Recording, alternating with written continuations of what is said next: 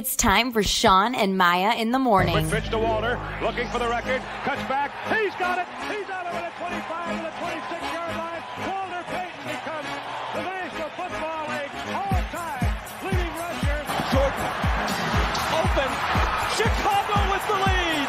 The Chicago Bulls have won their 6th NBA championship. Chicago has won the Stanley Cup. Palmero over the head of Jenks. Uribe charges, throws, out! And the White Sox have won the World Series. A little bouncer slowly toward Bryant. He will glove it, go to Rizzo. It's in time, and the Chicago Cubs win the World Series.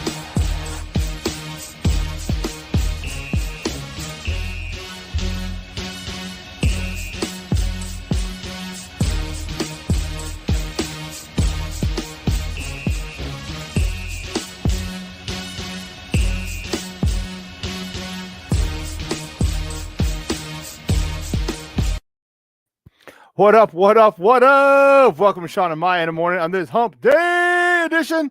Guys, I'm your boy, the Superback Shawn Sierra. Thank you for tuning in. Now, listen, we got a great show. All right. And if you're watching this on Facebook Live, well, then I guess you found us on Facebook. And listen, if you're not following us on Facebook Live, Facebook, what are you doing? What are you doing? All right, go to Facebook. Okay. If you're watching this on our other platforms and you haven't followed us on Facebook, go to Facebook. Look up Shawn and Maya in the morning. Like us. And look up SportsZone Chicago and like us, okay? Now, if you're watching this on our YouTube channel, excellent, okay? In the words of C. Montgomery Burns, okay? Now listen, if you're not subscribed to our YouTube channel, what are you doing?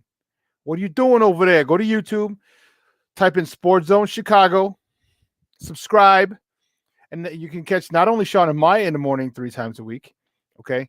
But we have 4 other live shows. 4 other live shows. Javi, what's up, Papa? Good morning, Javi de Leon. You like the cap? I'm in my city mode, baby. City mode. Vernon, good morning, Papa. Good morning. Man, everyone's going. We got people on up and early. All right. So make sure you go to YouTube, download and subscribe to SportsZone Chicago. Now, if you're watching us on our app, double excellent. Okay, listen. Wherever you get your apps from, okay? You go and you download SportsZone Chicago, okay? Download SportsZone Chicago. Take us with you on the go. Marshawn. Yes, baby. Oh, man. Sorry. Go ahead, Ivan. My bad, dude. My bad. That's why you're the producer, and I'm messing everything up. Happy Hump Day, Bulls, Hawks, and Sox win last night, baby. Yes, it is a great day. Happy Hump Day, Marshawn. You know, maybe the Cubs could at least get a run or maybe more than one hit. Well, you know, they got their problems up there. You know what? Let's not deal with that. We ain't worried about that. Ain't nobody got time for that. Ain't nobody got time for that. Okay. So if you haven't downloaded our app, please go download the app. Do it. Okay, go check it out. You can take us with you on the go. You can also tweet the show. You can tweet us at SM_mornings, at SM_mornings, or at SportsZone Shy, at CHI, at SportsZone Shy. Now, if you want to follow me, just me, personally online, want to know what I did? Let me tell you what I did. Want to know what I did? Here's what I did. I made it nice and easy for you folks. Nice and easy. One handle for Facebook, Twitter, Instagram, Snapchat, the Snapple. All one handle at the Shawn Sierra. If you want to follow my lovely co-host, Maya Akai, you can follow her on Facebook and Twitter at the Sports Chica. If you want to follow her on Instagram, because you do it just for the gram, because you're an IGer, just follow her at Maya_Akai. That's MAYA_AKAI.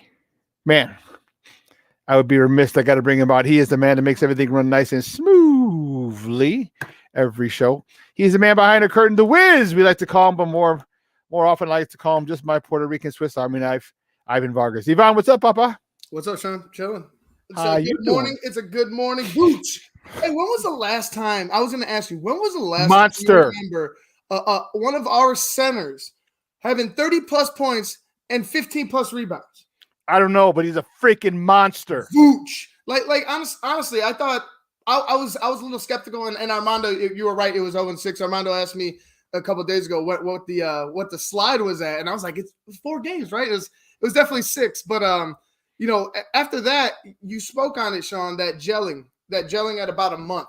it's been a couple weeks now. I mean, we had to go through a 6-game losing streak like the Bears to get to the promised land. And I think, and honestly, I think that the Bulls are definitely in a better position than the Bears right now. Don't get me wrong, but after that 6-game slide, you see the potential that him a combination of Vucevic, Zach, and even like I said, if Lowry could get going, if everything else is gravy, you finally got a combo that you can trust. And I think that this is going to be a very fun Bulls team in the near future from here on out, dude. It's really good to see them, and that's what happens when you put two superstars together without practice time.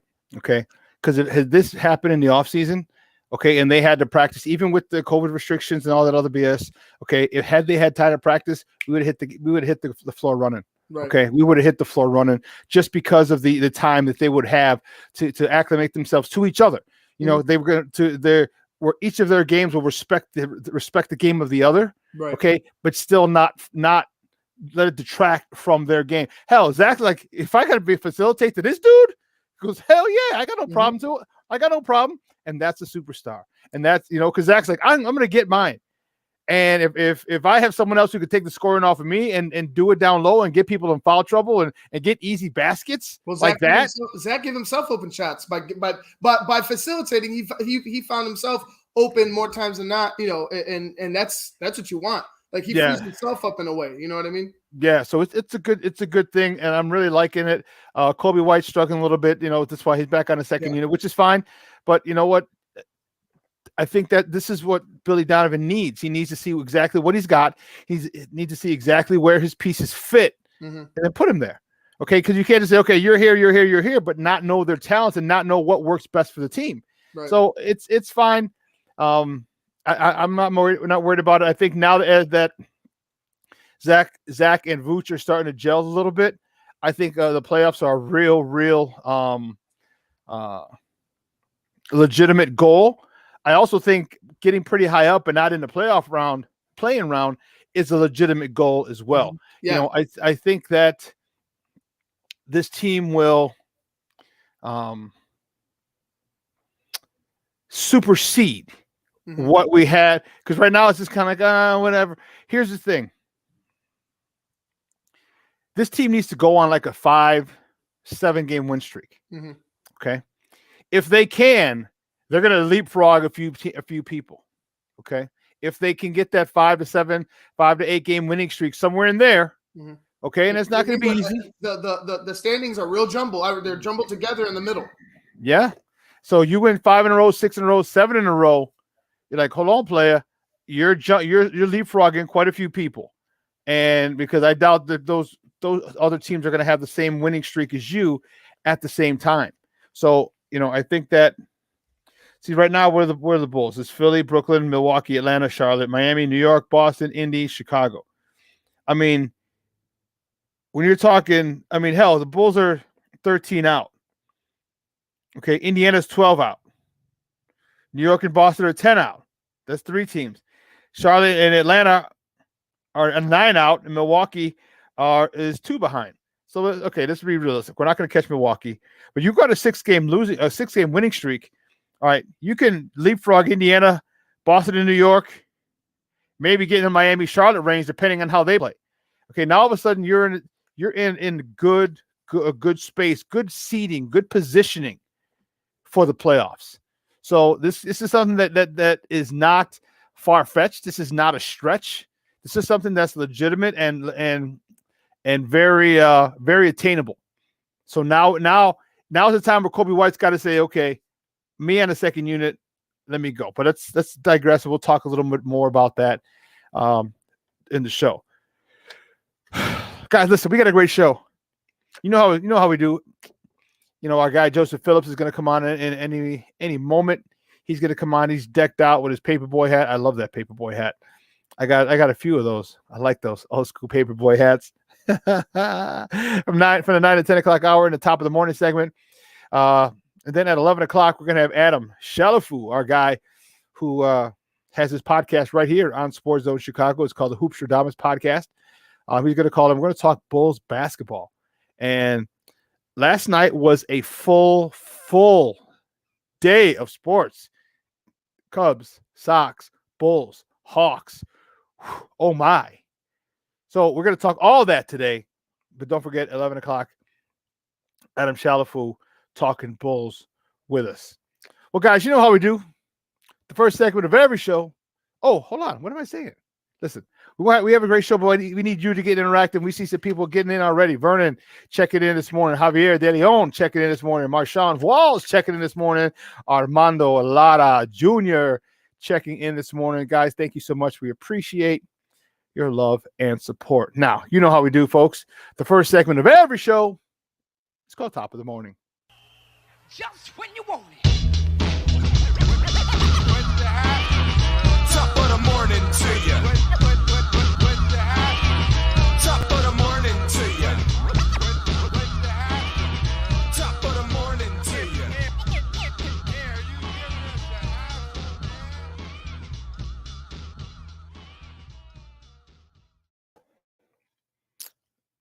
The Top of the Morning segment is powered by the Chicago Crusader newspaper. It's powered by the Chicago Crusader newspaper. There we go. There we go. And with that, we bring in their guy. We bring in our guy. We bring in your guy. The one, the only. He's a sports editor over there at the Chicago Crusader newspaper. He's also known as QAnon Joe himself. The guy you can find on Twitter at ACA Joe. Let's bring him out. Joseph Phillips. Joseph, what's up, Papa? What's up, Papa? God bless. Buenos dias. Buenos dias. How you doing? Oh, man, I'm doing great, man. Excellent. Okay. Excellent, man. Excellent. Went to that Cubs game yesterday. Well, not yesterday, but day before yesterday. It was an amazing night. Amazing night. They got shut out yesterday, one hit, but it's going to be a fight if all this hitting keep happening, you know? I'm saying. We don't like the Brewers, man. But they keep doing this nice guy. Oh, I'm sorry, did I hit you? You know, like, yeah, you're throwing 99 miles per hour at our age. What are you talking about? You're sorry. And then you're playing it off like nothing's happening. You did it 5-6 consecutive times, but that's another story. I think Joe's fired. I haven't seen Joe this fired up again since someone mentioned LeBron James. I haven't seen it this fired up, boy. Incredible Hulk turned into Bruce Banner. No, I'm just joking. Oh man, well let's get right to it, man. Let's get right to it. Let's start it off. What are we gonna start off with today? We're not gonna start off with your Cubs. Nah, forget them. I got this one. Here we go. Hey, here we go. The first top of the morning topic: the Bulls, baby. Only the Bulls. Yeah, only the Bulls. Only the Bulls. You see, I got my Bulls shirt on. I got my White Sox hat on. I'm wearing the paraphernalia of winners. Sorry. The Bulls yesterday beat the Indiana Pacers 113-97. That was a smackdown. They laid the smackdown on the candy asses, and I'll tell you what, the Bulls were led by their new all-star center, Nikola Vucevic. Vuce with 32 points, 17. You heard him, 17 rebounds, 5 dimes. Zach LaVine added 19 points, 8 rebounds, and Lowry, the finisher, marketing, he contributed 15 points and 6 rebounds. You know what? This was a game that the Bulls had in control for the majority of it. Yeah. As you see the action right here, this is courtesy of the NBA of an NBC Sports Chicago. Let me tell you what, this Patrick Williams looked good. Marketing looked good. Tomas Satoransky is looking better and better and better. Talk to me about what you saw yesterday, Joe. What you're seeing coming to fruition is a formidable Eastern Conference lineup that will be competing for years to come. The number one weapon for this Bulls team is the pick and roll, baby. And last night, they used it to perfection. Actually, these past 2 games, they've been using it to perfection. They're running the offense through Vooch. Vooch eating first, like we were talking about the last time on Monday. He's starting to eat.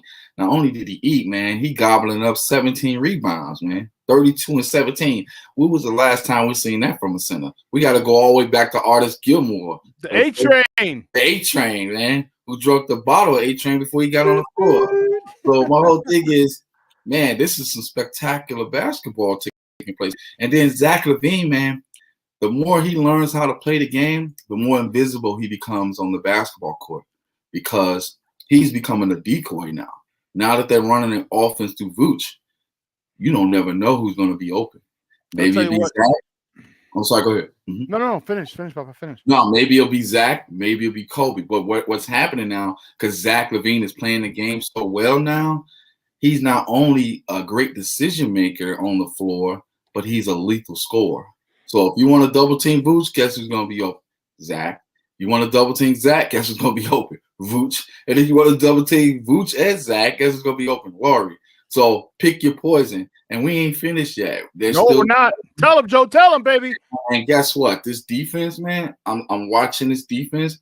Shout out to Troy Brown, man. Man, he's going to get arrested. He's going to get arrested for all that. I have to call him Shut Down Brown, baby. Troy Shut Down Brown. Shut down defense, baby. I love that on-the-ball defense. He got the length, playing the passing lanes. He's aggressive. And then it's actually giving us some respect at the perimeter, because last year Chris Dunn was that man. Chris Dunn was our shutdown man. Now we got another shutdown guy in Troy, even though he only had 3 points and 3 assists. But the bottom line is that you made some key stops that helped turn the tide of the game yesterday. So continue to screen and roll and continue to play both ends of the course, and there will definitely be W's in the corner or W's in the stat sheet for us. Yeah, there will. There'll be a lot of W's in the win column. I'll tell you what. You know what? I think I'm gonna start calling him Five Finger Brown, dude. Because that dude is. You know what? He was the guy that they interviewed after the game yesterday. Mm-hmm. Okay, and not because of his points, not because of his rebounds, because of what he does on the defensive end. Exactly. And that's why they got him. They needed some dogs, and we talked about these guys after that trade was made. We talked about the other people that they brought in those trades on the two at the deadline. The two trades, you got some dogs. Even though Tice was out yesterday for personal reasons, Vucevic, Thaddeus Young, Thad Young, or Thaddeus Johnson, Larry Marcus, and Tomas, they were definitely able to stymie. And let's not get it twisted. Indiana was without the Sabonis, so they were out one of their top players. But that's neither here nor there. You got to play who's on the floor. Right, and we're gonna send this message to Sabonis too, because he always eat against us. Next time you show up against us, you better hope you see us in the playing game, buddy, because you eat up Wendell Carter Jr. every time you play. Guess who'll be waiting for you this time? The Vooch. The Vooch. Vooch, baby. Remember when Vooch had a huge block yesterday, and it was after a play that Vooch, I think. I know. Vooch is going to the left, and the dude took a charge on Vooch, but the guy was clearly moving. His feet weren't even he didn't beat him to the spot. His right foot was still in the air as he's moving to his right, and he flops. And I'm like, come on, man! They called the charge on Vooch. So the next play down, on the next trip down the court on the defensive end, they get into the post. It wasn't on Vooch. It wasn't to Vooch's guy. It was someone else. Vooch comes over and just knocks this shit in the out of bounds. I'm like, Vooch is mad. Vooch is mad. Vooch is mad. But the thing that I like about this, Joseph, is what we talked about is now that you can go inside out. Now you can go inside out, and when the guy who's super skilled the way he is, okay, you can't just come and double team him.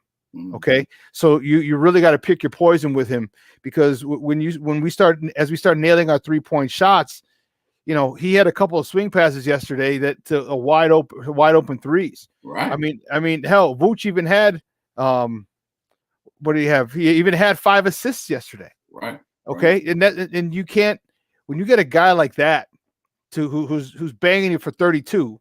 You saw the highlight where he just drove down the lane with a dude on his shoulders, drove down the lane with the left. With the left, he laid it in. With the left. When you get a guy like that and a guy who's grabbing who's playing Mr. Windex for the night, and then he's still dishing out 5 dimes. That's a really good thing, because it makes everything a lot easier for everyone else. You talked about Zach. Patrick Williams has also been able to eat because of dude. Just all they're saying is, listen, youngster, just move it out the ball. Right. That's all we're asking, to move it out the ball. He had 10 points yesterday, 10 points, 3 boards, two assists. Just keep moving. And they do it in silence. The beautiful thing about this, because I'm seeing a little Kawhi out of Patrick Williams. I'm seeing a lot of Kawhi. Go ahead. I want to see that value of, because he's playing the way he's playing defense, now he's starting to play the passing lines. He don't have to stay in a low post anymore. And then to answer Javier's question, am I concerned with the lack of communication during defense switches? Let me share this message with you, Javier, okay? At the end of the day, if you can't follow instructions in practice, guess what? You're not playing, okay? That's part of the instructional manual that Billy Donovan is giving his team. Remember I told you about the standard that the Bulls have been playing at? They can't lower their standards anymore. It's playoff time or bust. So if you're out there, you're not communicating defensively, guess who's going to be sitting on the bench? You are at the end of the day. So that's not going to be a problem anymore because I think Billy Donovan sent the message to guys who are lacking mentally on possessions, who aren't paying attention, and who are not giving 100% effort. They're going to have a seat on the bench. So I don't think you're going to see that out of them anymore. Part of it's going to be alleviated with the games. It's unfortunate they're what back to back. They got 5. They got 2 back to backs coming up rather quickly. Thursday and Friday, and then Sunday and Monday. So they should have a morning shoot around today or practice today if I'm not mistaken. But that's the time where they can get that communication ironed out and then go right into games. I think it took a while for the offense to click. I think it's taking a while for the defense. The defense to me is a lot harder because you have to understand, you have to know when to switch, you have to know when you don't. If you're playing switch or if it's up to you, then you have to know when you're going to switch and when you're not going to switch. Exactly. And these are different. Defense is very, very difficult to play in any, in baseball, in basketball, in hockey, in soccer. It's difficult, because one wrong move from one person, right?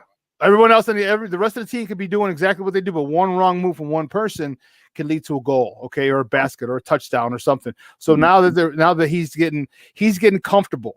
All right, we can see Vooch getting very comfortable with this team. We can see this team getting very comfortable with Vooch, and they're comfortable. And now it'll take, I'd say, about another week.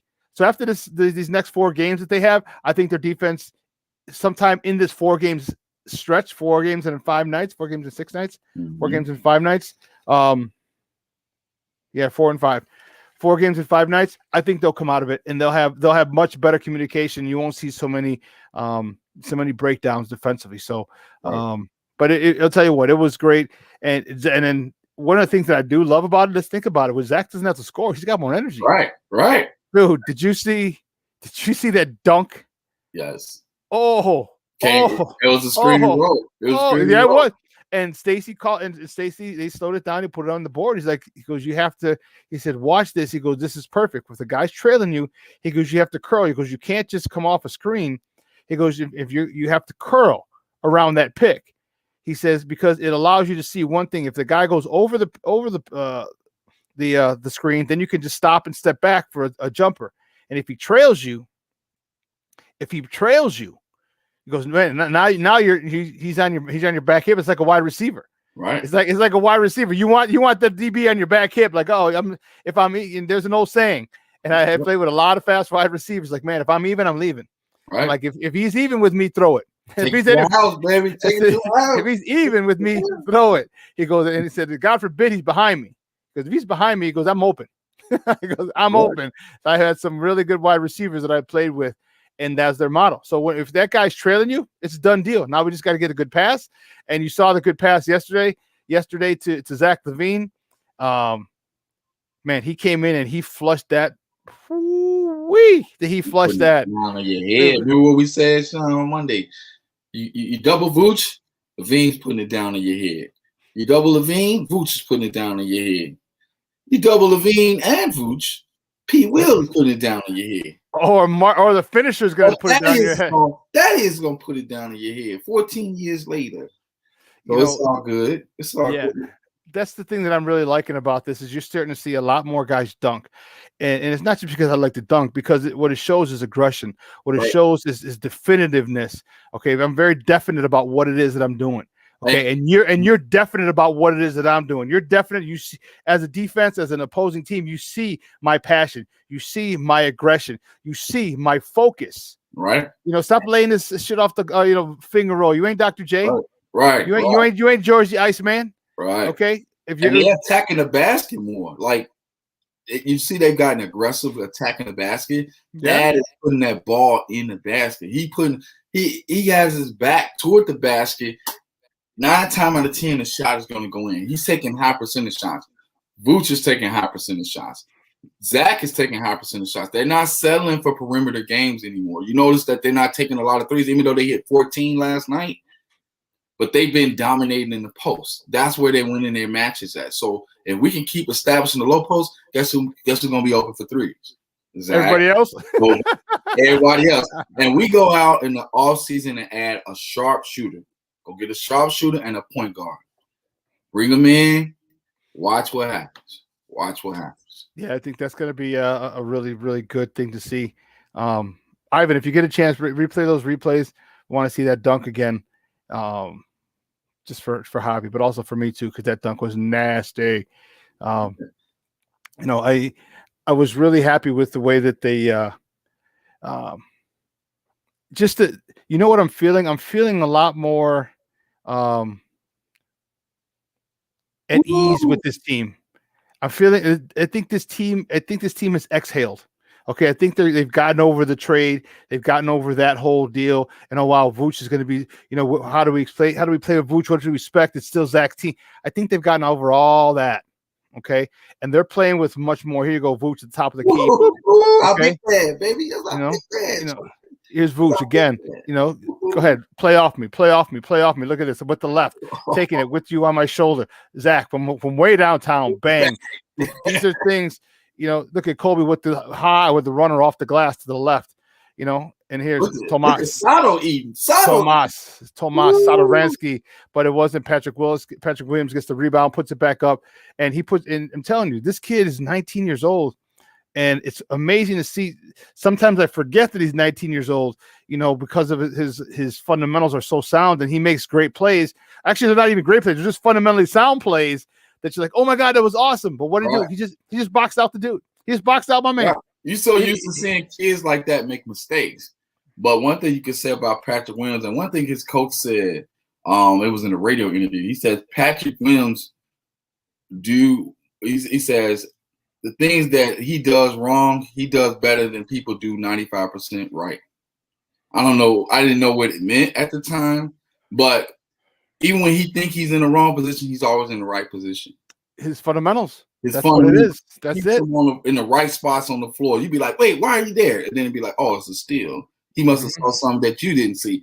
That's called anticipation. And that's one thing you need to be able to play defense. Scotty had that gift. Michael had that gift. You can anticipate. It's like a chess player.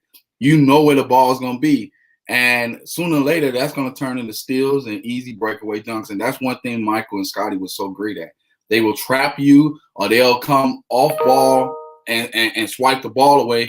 And they'll 3-on-1. Don't even play, because as soon as you lose control, Mike's breaking. Because Mike. So how oftentimes will Mike initiate or cause the steal, but Scotty will get it and then toss it up, or someone else will get it and toss it up, and now you're on the run. Now the 3 Dobermans are gone. Here they come. You got Mike on the wing, you got Scotty on the wing, you got Pax at the PG. We need to bring that back. I like that. We need to bring that back. Well, listen, we got to take a quick break, and on the other side of the break, we'll have more top of the morning topics. So don't go anywhere, folks. Keep it locked right here. Shawn and Maya in the morning on SportsZone Chicago.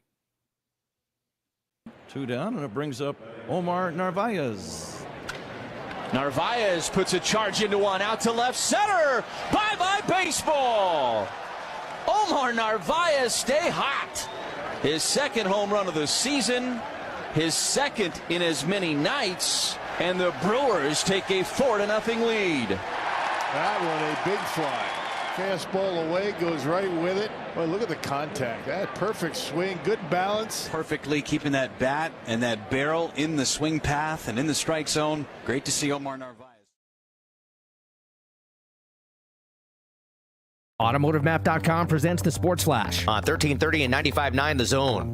NBA Tuesday, the Bulls beat the Pacers 113-97. Nikola Vukovic with a double-double. He had 32 points along with 17 rebounds. Zach LaVine, 19 points in the win as the Bulls improved to 21 and 28. Back at it tomorrow night when they visit Tampa to face the Raptors, second of 5 straight away from home. They'll look to extend a 2-game winning streak. The Cubs were shut out 4-0 Tuesday against the Milwaukee Brewers. Freddie Peralta went 5 full, giving up no runs, 1 hit. He walked 4 and struck out 8. The White Sox pounded the Mariners 10-4. Chicago 3-3 on the season. 10 strikeouts for Lucas Giolito over 5 1/3. He gave up 3 runs on 4 hits and a walk. The Blackhawks doubled up the Stars 4-2. Alex DeBrincat and Patrick Kane each with a goal and an assist. 25 saves in net for Kevin Lankinen. Nissan believes you deserve a car that thrills you. So we have to ask, does your car thrill you? When you hit the pedal, do you get something back? A chill in your spine, goosebumps on your goosebumps. When you take off, do your fingers tighten around the steering wheel? Does your heart beat in your stomach and your breath catch in your chest? Does driving make you feel alive? Because it should. And if your car doesn't thrill you, ours will. This is the new Nissan. I'm Dr. Andrea Russo, a cardiologist. Maybe you're waiting to talk to your doctor right now. But if you're having an irregular heartbeat, heart racing, chest pain, shortness of breath, fatigue, or lightheadedness, don't wait. This could be a serious condition like atrial fibrillation, which can make you about 5 times more likely to have a stroke. If you're having these symptoms, don't wait. Talk to a doctor by phone, online, or in person. Brought to you by Bristol Myers Squibb and Pfizer.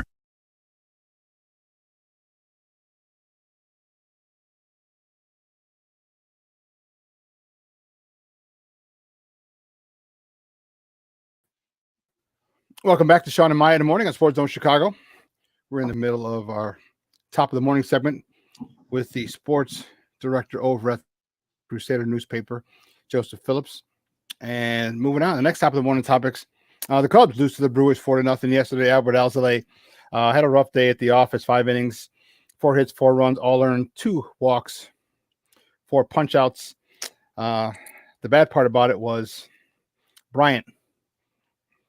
Chris Bryant had the only hit of the game for the Cubs. In the 9th inning, Wilson Contreras gets hit in the back, and the bench is clear. But, you know, baseball fights, there's very rarely you're going to get somebody really about that life. You know what I'm talking about?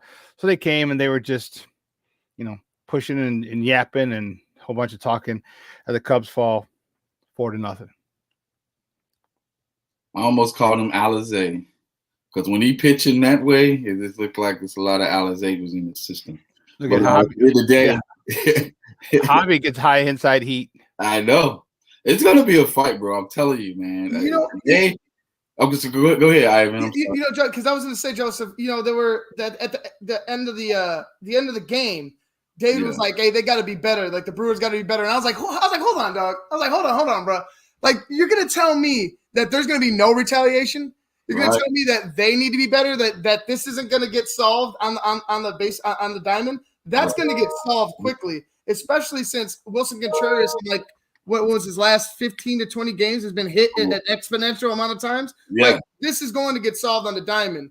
And that's why I didn't like that. I was like, okay, I understand you don't want to hurt anybody. Right. But that's always going to be a part of the game. Look what happened with in Cincinnati with the Cards and the Reds. Right. That's always going to be a part of the game if people want to be a certain way.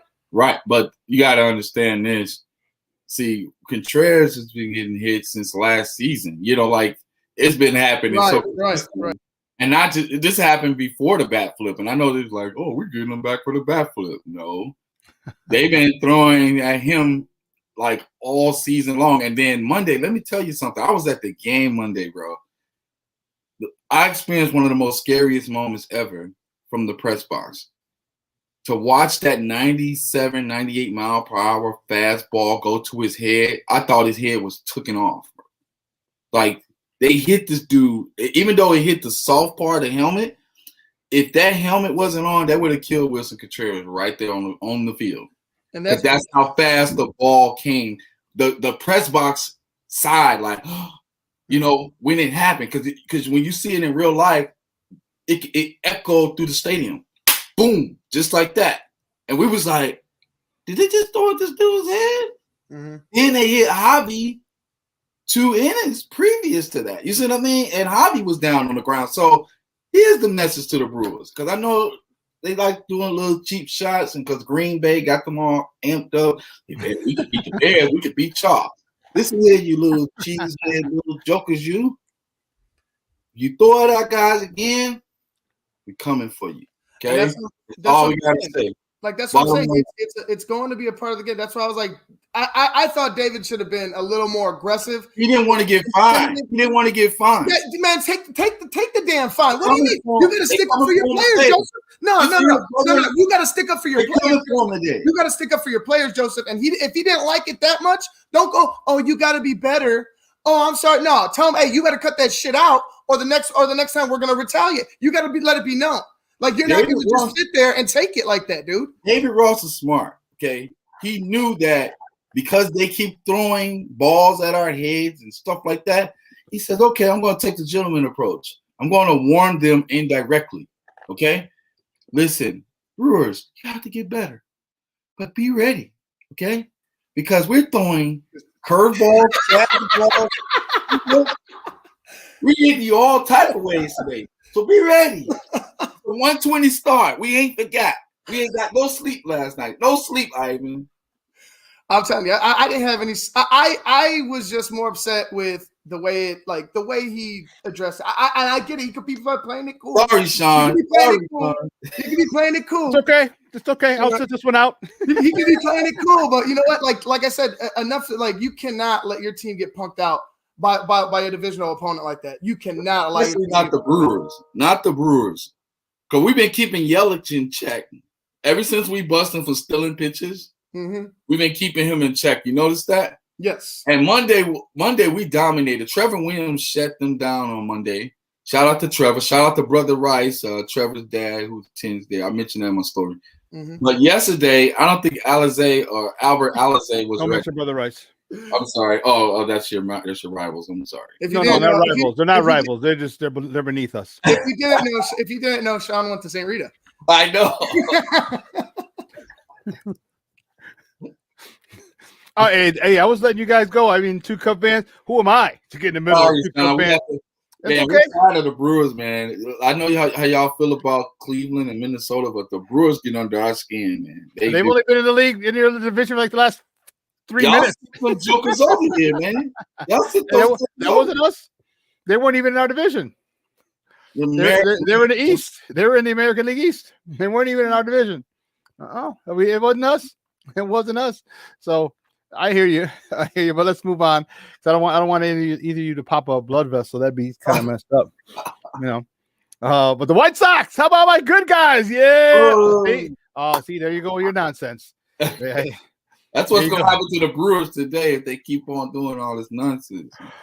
Hey, Lou, how's the Sox doing? Luis, glad you should ask. The White Sox yesterday beat the Seattle Mariners 10-4. Lucas Giolito, 5 and a third innings pitched, 4 hits, 3 runs, all of them earned. 1 walk, 10. Did you count them? 1, 2, 3, 4, 5, 6, 7, 8, 9, 10. 10. Look at it, showing now that change up. 10 strikeouts for Lucas Giolito yesterday. Let me tell you something. This dude was dealing yesterday. Boom. No, that's a base hit. I don't understand. I don't understand how you cannot like this guy. And Maya, I know you're watching somewhere, but I don't know how you cannot like a Lucas Giolito. He was dominant. I know it's the Mariners, but this guy's been consistent. Like, this is consistency. No, yeah, he's Rodon's in her circle of trust. It's Lucas Giolito. She's still like on the outside. Like, he's like next in line at the club. You know, like, I guess just you're next. You're next coming in. Toward the end of the game, I'll tell you what. Listen, Jose Abreu is a monster, dude. Here it is, that grand slam that just literally sealed it in the top of the 8th inning. You know, this guy, he's got 200 home runs. He had 60 RBIs last year in 60 games. He's got 10 RBIs in the first 6 games. This dude is on fire. And with Eloy being out, and Yohan's struggling in the 4th spot. We're going to talk a little bit about that. This dude has done nothing but just step his game up and said, listen, I am the senior, I'm the elder statesman on this team. I am the league MVP. And if you don't believe me, watch. And he's putting on a show. There you go.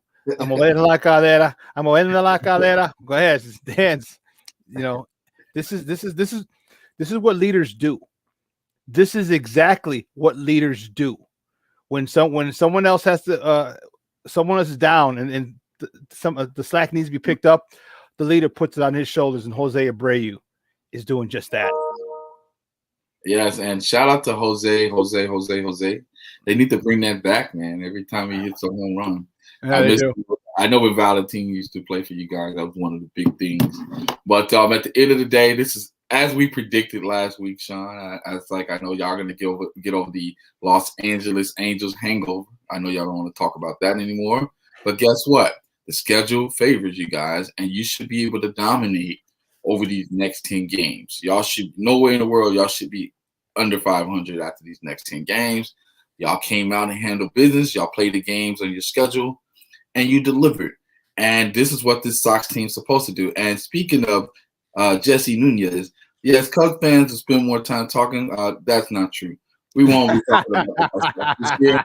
We respect the White Sox, but we don't do that. Y'all do that to us, win or lose. So we still love you guys, but at the end of the day, we don't hate on you guys.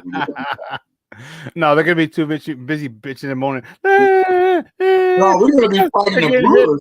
We're gonna be fighting the Brewers this year. That's what we're gonna be fighting. Yeah, I'm more worried about 95-mile-an-hour fastballs. Right. That's my catcher's head. Right. We're trying to fight the Brewers. We're not thinking about the White Sox. They can have what they want to have.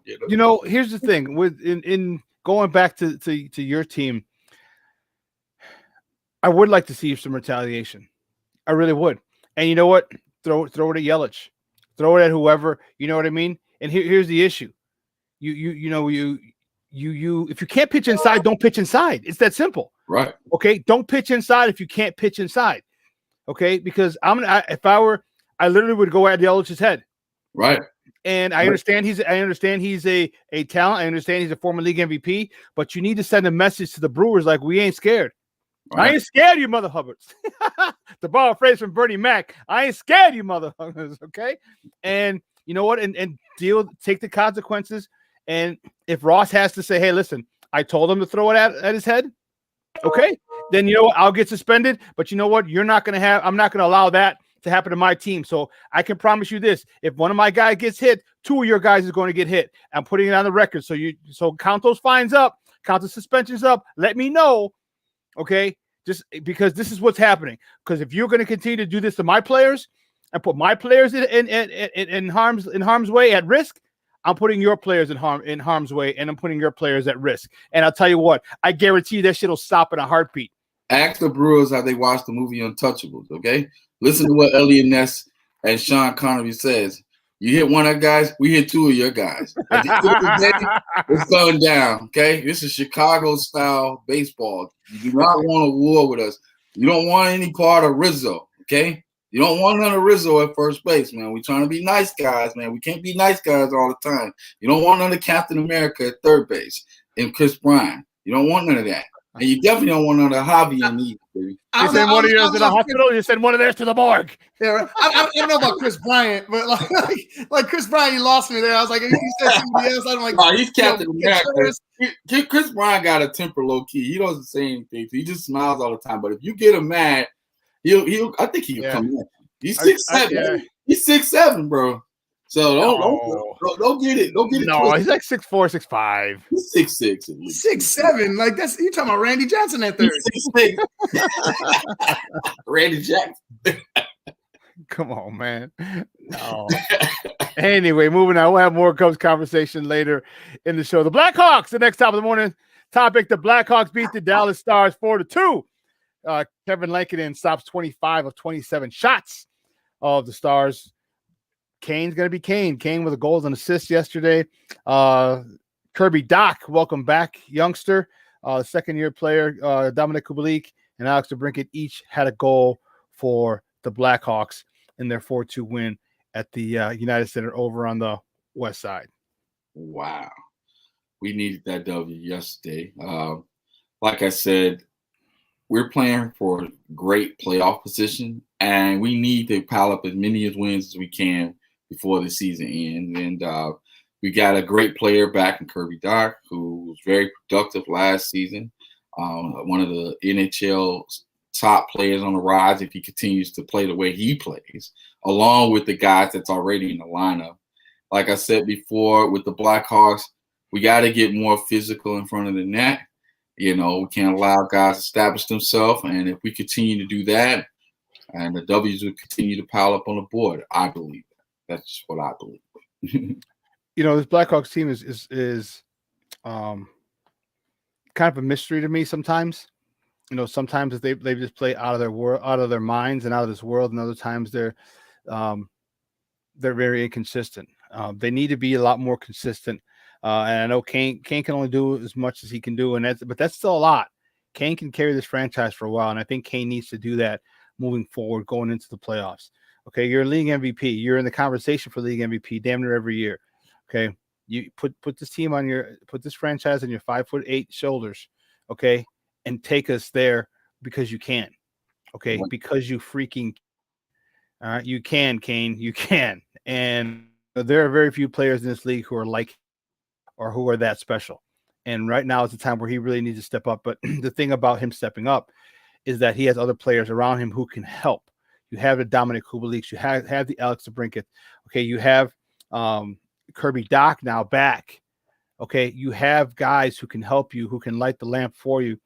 So once you start taking your game to another level, it's going to raise the expectation of the other very talented young players that they have. Mm-hmm. And I think that's going to drive us into the playoffs. But here's where superstars got to earn their paper. And Kane, keep doing what you're doing, Papa. You give me a goal and assist a game, or give me 2 assists in a game. Come on, man, give me 2 points a game. Is all I'm asking. Okay, right. Either a goal and assist, 2 goals, 2 assists, assist and a goal, however you want to do it, and that's leadership. And what did I mention about the White Sox with Jose Abreu? Okay, comes to the plate, he's picking up the slack for what Eloy, the hole that Eloy left when he got hurt. This is what Kane has to do now. Okay, you don't have your captain. Okay, he's been doing it. He's been gone all season. Kane has continued to do this all season, the rest of the season, and he's going to have to bring those youngsters who are extremely talented. I'm not saying that he's bringing up some scrubs and playing above their head. No, right. You have very, very talented guys on the squad. And I mentioned Doc, Kubalik, DeBrincat, Dylan Strome, Suter. These youngsters, they're talented, and when their level of play raises, because of Kane, watch out. I'm telling you, this Hawks team can be very, very dangerous. They may not look it because of all the young guys they have, but when you have a leader like Patrick Kane leading the way he's leading, they're going to be able to move mountains. Watch. And that'd be such a great addition if we can get Jonathan Taves back right before the playoffs. I don't know what the situation's going on or what's happening with him, but that would be nice if we can get him back. Because I think that would be a boost to the team that will take them to the next level mentally, But right now, we have the team that we have, and I believe if they continue to play like both ends of the ice and don't take any plays off or any possessions off, we can definitely be someone who can make noise in the playoffs. I agree. Let's move on. The next top of the morning topic: University of Illinois All-American and Bob Cousy Award winner Ayo Dosunmu has decided to enter the NBA draft. He will hire an agent. He averaged 20 points, 6 rebounds, 5 assists in his junior year. That led them to the Thirsty 32. 32. He led them to a Big Ten tournament championship title. It was, and unfortunately, a very, very early exit for them in the tournament. Yeah, I think a lot of those guys had their minds on the NBA draft as soon as after the Drexel game. They was like, call my agent up. I was like, all right, I'm out of here, and Kofi's probably next. So, and you see Adam Miller is already the transfer portal, so everybody's exited this stage left. Trent Frazier's graduating, so this is going to be a whole new Illini team next year. So, one and done for Adam Miller. Frazier. Yeah, Miller. I'm sorry. Miller, sorry. Miller. But at the end of the day, when it comes to Io, he deserves it. Like last year, we took an opportunity to improve his game in the all season. And they told him he wasn't ready yet. Came back this year, worked on the screen and roll, worked on the spot up jump shots, his pull ups, his floaters off the glass. Even though he already had that skill, because let me tell you something. When I watched this guy playing high school, I was like, man, this kid's going to be a pro. The way he used to score so easy, I mean, the ball was going through the net. The net was making sounds that I've never heard. That's how it was just going through the net. So he's an excellent player, one of the greatest players in Morgan Park basketball history, along with Blake. What's the kid's name? Blackshear? Blake Blackshear? Wayne Blackshear. Yeah, your boy. Wayne Blackshear. Former Curie player, but at the end of the day, he deserves it. And that's between you and Lance. I'm leaving that alone. Me and Lance do have to talk about that. We do have to talk about that. I'm not messing with that one. I don't know what happened, but at the end of the day, he deserves it. He deserves to be a top draft pick. I know he probably go top 10, because there's some people that may be looking for a point guard. But if he fall in the top 20, I know the Bulls won't be able to go after him, because we traded that. I think we traded those 2 picks away, or that pick away for Vucevic. Unless it's a top 4 pick, it's top 4 protected. Right now, if it's a top 4 pick, then we're in good shape. Well, we probably won't go after Io if it's a top 4 pick. You see what I mean? So, bottom line is that he's moving on to the big leagues, like they said, the Jeffersons, and hopefully, man, he make that good cash and take care of his family. Yeah, I wish him well. I think this is the right move for him. I don't think he has anything left to prove. And yeah, I would have liked for him and Kofi Coburn to come back. But when you lose Frazier, that's another big piece that you're not going to have next year. Adam Miller would have been a guy who could have maybe stepped into Frazier's role. But, the time's right. How can you tell a kid who's bound to make millions and change the course of his family, of his family's outlook and the direction of their lives? This is generational money he's going to be making. How can you tell him, put it on hold one more year when he already put it on hold 1 year prior? So, it's the right move for him. Good luck. It's just unfortunate the way the NCAA tournament ended for Illinois. But I'll tell you what, he'll probably have like 20 or 30 million reasons to kind of forget about it and let it go. They're the franchise tag him. Oh, listen, the next top of the morning topic. Drew Valentine. What? Yes. Loyola University of Chicago has named their new men's head basketball coach, and they're hiring from within. Assistant coach Drew Valentine at the ripe, tender old age of 29, where he will be the youngest Division I coach in college basketball, takes over the reins of a program where he studied under Porter Moser, and this is the guy that was credited with their defense, with their style of defense.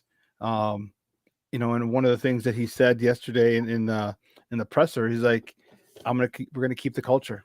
We're gonna keep the culture. He learned under a great coach in Porter Moser, and now it's his time to do his thing. He's 29 years old. He's going to make mistakes. How he does in the recruiting trail is obviously is going to be his lifeblood. But we'll see. He's young enough where he can really, really relate to these players, and hopefully he can gain a lot of, or he can get quite a few talented players from the Chicagoland area, but also around the country. Yeah, and shout out to Drew Valentine and his hard work ethic, because that defense, man, when I saw that defense being displayed against Illinois, hey, it kind of fell in the line of that Syracuse 2-3 zone, where guys switching, but it's a zone with man principles. You know, you trapping guys in the corner, etc. But that's smart of him. You know, when it comes to him taking over for Porter Moser, if it ain't broke, don't fix it. You know, keep the culture going. Then, like you said, his brother Denzel Valentine, aka Denzel, you know, like OMG. Yeah, old man game, you know. So he's going to be used as a recruit too. You know, hey, I helped my brother get to the NBA, so look at here, I got a pipeline right here. So come on, play for us in the city of Chicago. I had a public league kid in Lucas Williamson, you know, playing for us. I think he'll be back next year, I believe. Oh, this is his last year, I don't know. But at the end of the day, it's a good look for Loyola. It's definitely continue to put them on the map because, like I said, in 2018 they made it to the Final Four. And in 2021, they actually made it to the Sweet 16. So that's something to brag about when you're going into the front rooms of these recruits. You tell them, like, hey, we're in the city of Chicago. It's a beautiful city. You got the Magnificent Mile, right off Lakeshore Drive. You know, what better place can you be, you know, during the summertime, you know? Yeah, Drew joined the staff in that magical run to the Final Four a couple of years ago. 3 seasons ago, and that was his first year, but he was the de facto defensive coordinator, and he was the guy who did, you know, who was responsible for that defense. So if they're going to continue to do that, then he just got to make sure he's got the scoring. He's going to need to get some guys who can fill up that hoop, because if this team is going to be a defensive minded team, I'm cool with that. But you still have to be offensive minded. I mean, look at the Golden State Warriors in there, you know, a few years back. You know, they were not only they leading the league in points, and people thought that because Steph and Clay were hitting it from all over the court, but they had the number 1 defense in the NBA. Right. They have the number 1 defense in the NBA, and people don't remember that, and they don't look, or they don't want to pay attention to it. But that's what started their fast breaks. That's what started their, you know, 3-on-1, and Steph's running to the corner. I mean, Clay's running to the corner. Steph's coming up. You know, he's ready to roll, and he's off his peripheral. He sees Clay run to the corner. He's like, boop, there you go. You know, and that was all started off of a turnover. It was all started off a steal. You know, a rebound. You know, a forced. You know, something that they did on the defensive end that got them out and running. So if he can do that and get this team able to score the basket and really, really start their offense through their defense, you know what? Loyola is going to be a really, really, really popular destination for a lot of players. Yes, sir. And to add to what you were saying about Steve Kerr, just a quick nugget. One of the things he mentioned, he was doing an interview with ESPN, and he says when it comes to the Warriors offense, it was a hybrid offense. That hybrid offense consisted of a little bit of the Phoenix Suns with Nash and Stoudemire, a little bit of Greg Popovich, and last but not least, a little bit of the triangle offense. So these guys couldn't figure that out. Just imagine you giving that to some of the 2 of the most gifted shooters in NBA history, in Klay Thompson and Steph Curry. But that's just another subject within another subject matter within himself. So, hey Joe, we got to go, man. But I appreciate you coming out. What stories are you writing this week? This week it'll definitely be on this Cubs series with the Brewers. A lot of the backwards and forth. I already did a piece on that. That was 2 days ago. And also just talking about the Bulls' current winning streak. And then last but not least, it'll be on the White Sox also, because I know they're going to be on a winning streak by the end of the weekend. That's the thing. They're going up against the Kansas City Royals, and Kansas City started off pretty hot. They were 3-1 to start the season, top the division. You know, okay, we'll see. It's 4 games in, and you know, I just want to see how this plays out. But Kansas City is a team that I didn't think was going to be noteworthy, but they are. And also mention I got promoted to senior writer yesterday for the Hyde Park Herald. So look at you! Yeah, so I got promoted yesterday. Okay, backwards and forward jams. That's another story within itself. Great, congratulations! All right, thank you, sir. All right, man. We'll see you on Friday.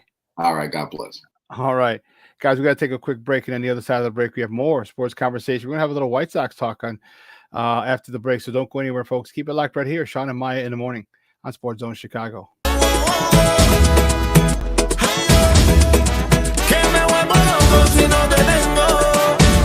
Mi desastre personal.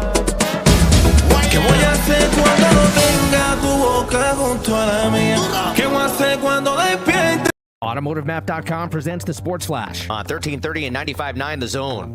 NBA Tuesday, the Bulls beat the Pacers 113-97. Nikola Vukovic with a double-double. He had 32 points along with 17 rebounds. Zach LaVine, 19 points in the win as the Bulls improved to 21 and 28. Back at it tomorrow night when they visit Tampa to face the Raptors, second of 5 straight away from home. They'll look to extend a 2-game winning streak. The Cubs were shut out 4-0 Tuesday against the Milwaukee Brewers. Freddie Peralta went 5 full, giving up no runs, 1 hit. He walked 4 and struck out 8. The White Sox pounded the Mariners 10-4. Chicago 3-3 on the season. 10 strikeouts for Lucas Giolito over 5 1/3. He gave up 3 runs on 4 hits and a walk. The Blackhawks doubled up the Stars 4-2. Alex DeBrincat and Patrick Kane each with a goal and an assist. 25 saves in net for Kevin Lankinen. Nissan believes you deserve a car that thrills you. So we have to ask, does your car thrill you? When you hit the pedal, do you get something back? A chill in your spine, goosebumps on your goosebumps. When you take off, do your fingers tighten around the steering wheel? Does your heart beat in your stomach and your breath catch in your chest? Does driving make you feel alive? Because it should. And if your car doesn't thrill you, ours will. This is the new Nissan. I'm Dr. Andrea Russo, a cardiologist. Maybe you're waiting to talk to your doctor right now. But if you're having an irregular heartbeat, heart racing, chest pain, shortness of breath, fatigue, or lightheadedness, don't wait. This could be a serious condition like atrial fibrillation, which can make you about 5 times more likely to have a stroke. If you're having these symptoms, don't wait. Talk to a doctor by phone, online, or in person. Brought to you by Bristol Myers Squibb and Pfizer.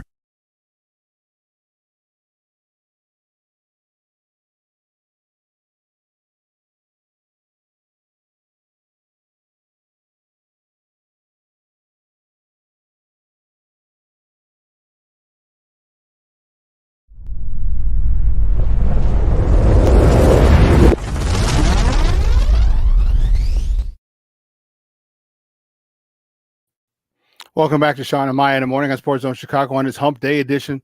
We just got off with Joseph Phillips from the Chicago Crusader newspaper, talking a little top of the morning topics, just a potpourri of issues and things to talk.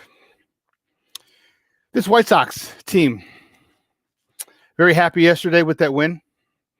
There's a lot of good things I see. Some things that I'm a little concerned with. And that's because of the situation with Eloy. Look at Lucas Giolito yesterday, was dealing 10 strikeouts. See, there you go with your nonsense. Vaughn got his first hit. Good for him. Now he got that monkey off his back, and now he can actually just play. He also had some struggles in left field, as you see there. That was just a tough play. A veteran outfielder, a veteran left fielder might have been able to have it, but he's not. Lewis Robert yesterday gets off the schneid, and I was very, very happy to see that. He hung that one big time. Here, Yohan Moncada gets robbed after striking out. But then in the top of the 7th, Jose Abreu with another run. And boom, here it is.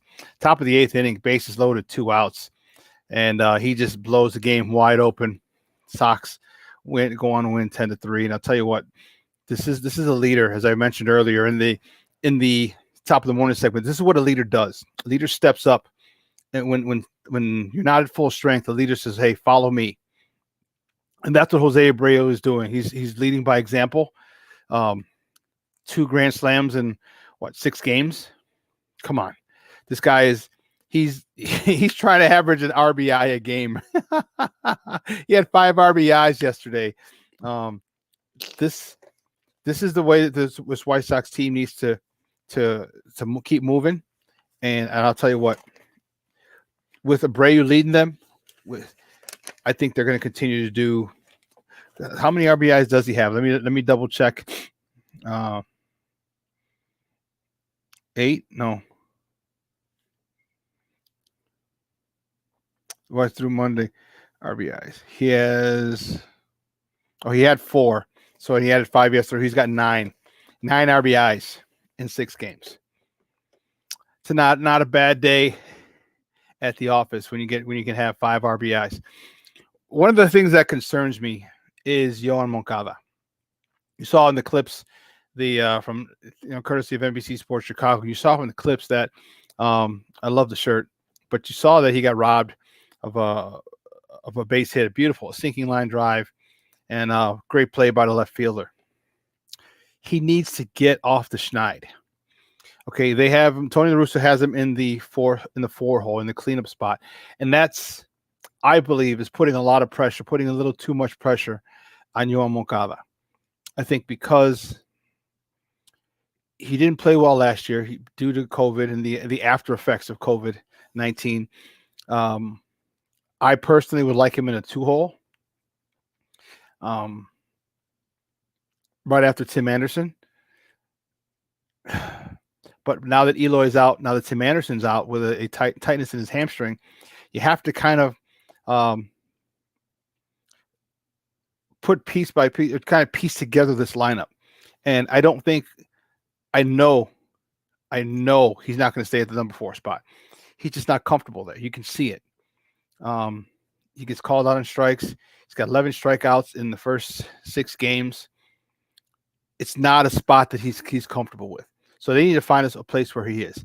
And I like the number 2 slot with him.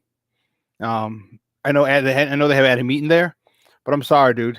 I give me Yoan Moncada up there over Adam Eaton. Put Adam Eaton at 6, 7, hell, 8 or 9. All right. Turn over that lineup at the bottom. But I mean, Adam Eaton's a high price free agent, so they're not going to put him down that low, I don't believe. But I just don't think that Yoan Moncada is comfortable in that spot. I think he's pressing too much. If you watch a couple of times, he's pressing.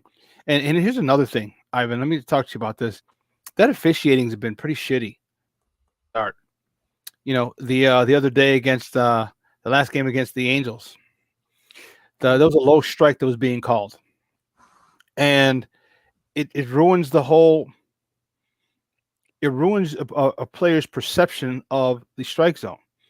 If you call, and the thing that I still hate and hate it to this day, and I'll never ever like this stupid shit, is pitch framing. Okay, because here's the thing: if I have to move the ball back into the strike zone, it's not a strike. Okay, because when the ball is down, like when there's a ball down the middle, they don't go shake it so you know it's in the strike zone. They just hold it there. And so when you catch it and turn your glove up, guess what? The strike zone, because if the ball's in the strike zone, you don't move your glove. Mm-hmm. So these are balls. Well, let me say this. Just because it's not in the strike zone doesn't mean you can't hit it. All right? Like just because, and I honestly feel like there's a bias between umpires on what, like some umpires will probably give you this much of the black while the entire ball is off the plate. You know what I mean? Like, and some umpires will say, hey, it has to clip that white.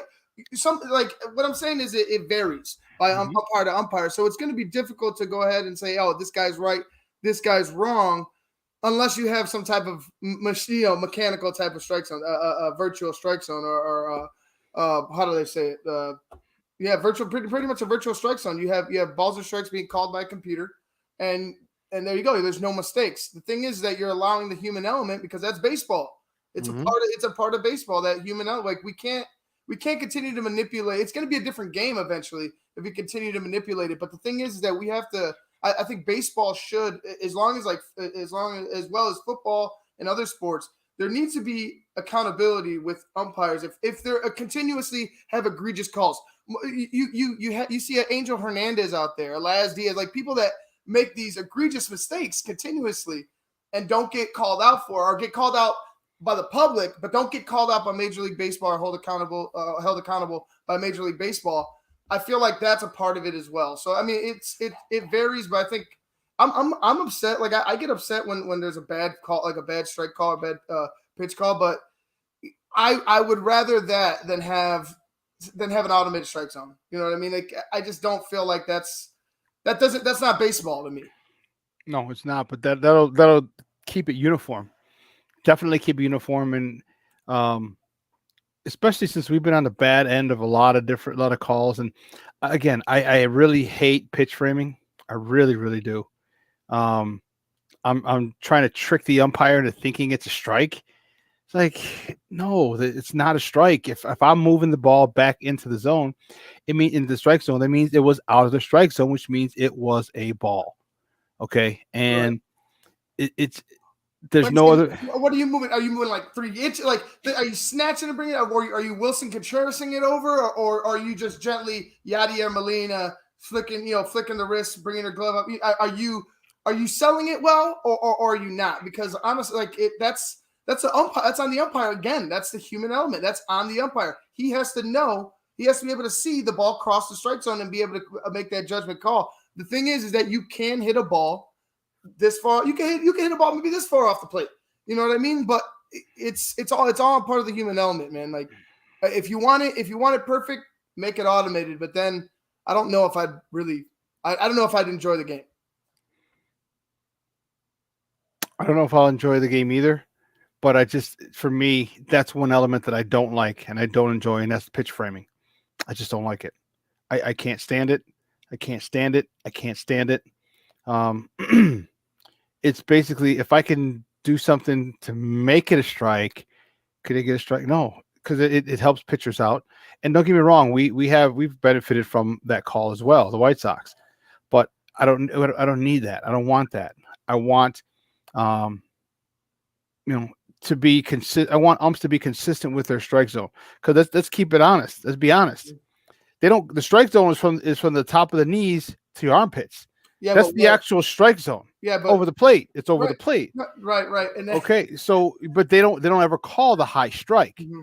Okay, so now they're calling a low strike. So now I have to swing at things below my knees just because the catcher caught it and twisted his wrist to make it look like it was in the strike zone when in all reality it wasn't. It's that to me that's frustrating. Well, then throw a challenge flag. Like at a certain point, there's got to be the umpire or the managers have to have the ability to be like, all right, we're gonna get our one pitch call. You know what I mean? We're gonna get our one pitch call today. I could see that happening. I don't know if I would want it automated. Like I said, I don't know if I want it just strictly computer making the ball and strike calls. But if you have a challenge, like they're already stopping the balls to challenge plays already. It's stopping the game to challenge plays already. If you limit it to one, you get one pitch challenge, and let the automated go ahead, automated strike, whatever the computer or whatever you have, call it. That's cool with me, but you keep that human element. You only get one. You know what I'm saying? You only get one a game. Like that's making it a little better, but I don't think you're ever going to have it perfect. And it's an imperfect game. Why would you ever want it to be perfect? I would think one and a bonus. So if you get the first one right, then you get a second one. Okay. And just two max. Cause then I don't want to be, if you get the second one right, you get the third one. So you get two max, but you have to get the first one right in order to earn that second challenge.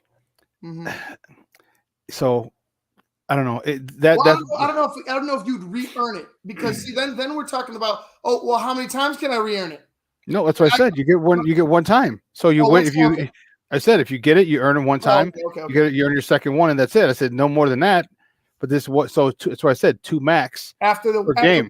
After winning, like after the sixth, after seventh, we say we keep the challenges to later in the ball game, so we're not, you know what I mean? Like you're not using one super early, like in the first, and then getting another one and using it in like you just keep it to when the game's on the line. No, I think I'd say keep for the entire game. Now it's at your discretion when you use them. Do you want to use it in the third inning? Down 14 2. And you want to argue a strike call and a low strike on one of your guys? Yeah, probably not. And so that's going to be another strategy that you have as well. And especially if if you don't like that call, a call that like the low strike, if you don't like a low strike from an ump, and later in the game you're like, you know what, I'm gonna continue to, I'm gonna save that because that could come back and help us out if one of our guys gets rung up, and it says it didn't hit the strike zone. It'll give us give us some life because you're not going to use them in the first 6, maybe even 7 innings. Most likely it'll be from 7th on. So definitely the first six innings you most likely won't use them. Mm-hmm. 7, 8, and 9 is when you'd use them. I would say the amount, like you said, I like how you propose it, the earning one, but I still would say when would that one be effective? Because I don't like to see you're slowing down the game. You know, like I don't want the game being slowed down by I got one challenge here and they're looking at it for like 10, 15 minutes. You know what I mean? Yeah, I forgot. So you're going to have to say, okay. And so that's where the computer comes into play. That's where the computer comes into play because then you could just go. What does it say? All you can do is hit the button that says strike across the plane. There's no time. So yeah, you're right. You're right. Because I mean, it'll monitor every pitch. Mm-hmm. Okay.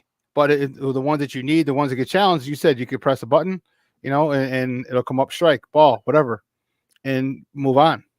So a guy doesn't have to go back to he's going back to the dugouts to challenge it. You challenge it, they hit the button, it's a ball. Good, take first base. Yeah, go ahead. Take first base, or the count changes. You know what I mean?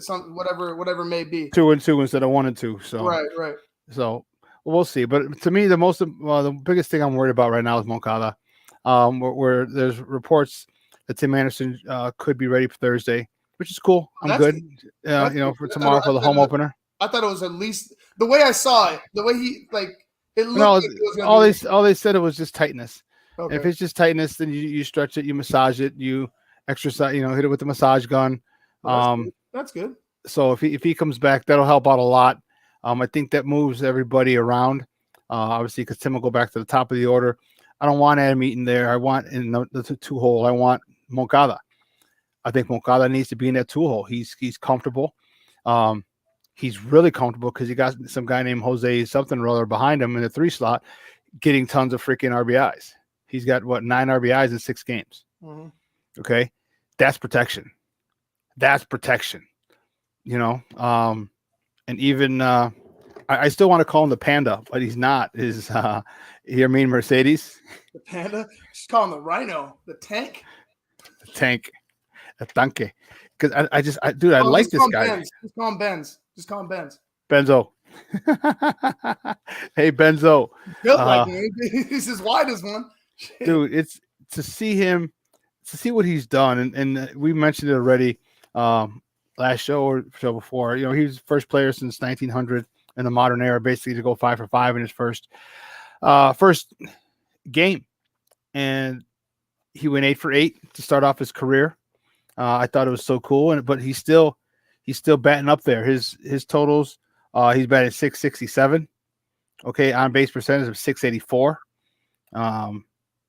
He's got 12 hits, 2 doubles, a moonshot, 6 RBIs. This is what you want from a guy who really was you weren't expecting this type of production from him. Mm-hmm. And to get this type of production from him, in addition to the production that Jose Abreu was giving this team, is what you need. Oh, yeah. TA7's coming back. TA7 will get back in. He'll get back in the swing of things quickly. Because even though he's only batting 200, okay, he scored 3 times, got 3 runs. He had a home run. 3 hits. Okay, yeah, 1 homer. Mm-hmm. Okay, here's the thing that's really weird for me is like I don't know how these players are reacting because usually they start at home. Okay, when they're at home, and even when they come back tomorrow, well, the weather's going to be cooler, more like what they start with. They'll start in cold weather, and I'm wondering if this starting in warm weather has it affected them. Maybe not.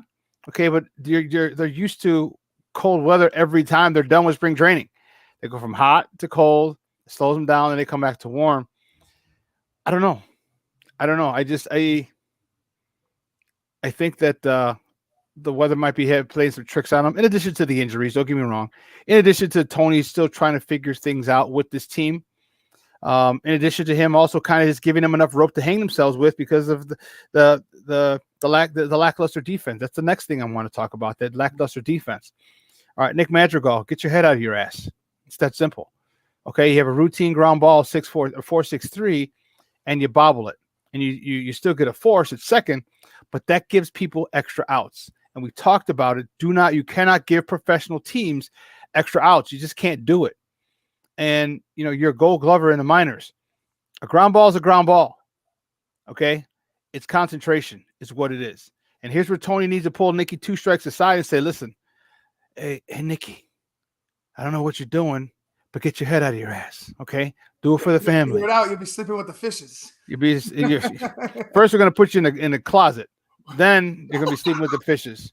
Okay, because that's very unlike him. He's got to do better defensively. He's got to do better on the base paths. Well, I think he's pressing, Shawn. I think he's pressing. He might be. I think he's a guy. He's a guy that here's all these names. We got this murderers row. You got a great team. He's just a guy, and he still has to earn his stripes. Like he's Nicky 2 strikes and everything like that. But like, so what have you done for me lately? And that's right here, right now. And I feel like he's pressing a little bit. He's a young player. He's gonna be. I feel like he's gonna be really good for the Sox. But right now, you're just trying to do too much, and it's not helping anybody, you or the team. Yeah, it's what he'll figure it out, and I think that La Russa is going to help him. He's bad. He's still batting .375 with 2 strikes. Yeah, Nicky. Okay, it's nothing to sneeze at. Right. So I'm looking at him, but he's got to get his head out of his ass. And I think he's still in a little funk. Combine that with Eloy being out, with Tim being out. I'm not sure. You got to let the game come to you at a certain point. I just mistakes can't, like, we talked about Tim. We talked about Tim Anderson and how he needed to clean up his defensive approach and everything like that. It's like I said, a young player. He has to understand that you got to take the focus to another level. Like this can't like the Sox have come out the gate like, let's say a quick stagger. And I'm not saying it's going to be like this all year, but the refocus needs to come quick, and that's where Tony comes in. So hopefully it doesn't. You don't need to go and have like a meeting or some crazy shit like that. It could just be fixed with some talking to and some refocus. But yeah, I feel like it's just the first couple games. I think once the month continues on, that the Sox will figure it out. Nicky will figure it out, and everything will be all right. And you'll just have to wait until Eloy gets healthy again. I hopefully another big area of contention for me is the bullpen. Mm-hmm. This vaunted bullpen has not lived up to its hype. I think it might have been reading his press clippings. It's over. It was over. Not overhyped because they have good quality in there, Shawn. Like there's real good quality in there, but maybe too much of the press clippings. When you lose game 1, when you blow game 1, game 3, okay, it's frustrating. You blow game. I don't want to say blow game 4, but the game was tied and you let them untie it. And again, the Angels, they're a good team, but that's what you want, and maybe they need that kick in the nuts from the Angels to set them right. Maybe they do. Okay. It's frustrating because it was the opening series of the year, of the season, but I'll take it now. I'll take an ass kicking now than later in the season. Good thing is that you got the get right medicine with the Seattle Mariners coming up next. And don't get me wrong, the Seattle Mariners are young, and I think that they're gonna surprise some people in a year or two if they can continue to build some quality through their farm system, quality players through their farm system. But yeah, you could get right with the Seattle Mariners. You could go on a 3-game win streak with the Seattle Mariners, and everybody forgets what happened, but the pressure will be lessened. You know what I mean? I think the pressure of the expectations of this season for the Sox, you could chalk that up, or these first 4 games up to that as well. I mean, all of it comes into play, but just there's a lot of games left to be played. This is the first month, the first series. You know what I mean? Just take it as it is. Continue to play, continue to get better, and hopefully things will start working for them. Yeah. So tomorrow, they got one more game. It's a 3:00 game today in Seattle. Then they're going to fly home because tomorrow is the home opener. They play tomorrow. They play the Kansas City Royals, and that's going to be a tough one. It's 3:10 tomorrow. Royals got good pitching. 3-10 tomorrow. They started 3-1, the Royals. Okay, it's a small sample size, but it looks like they may be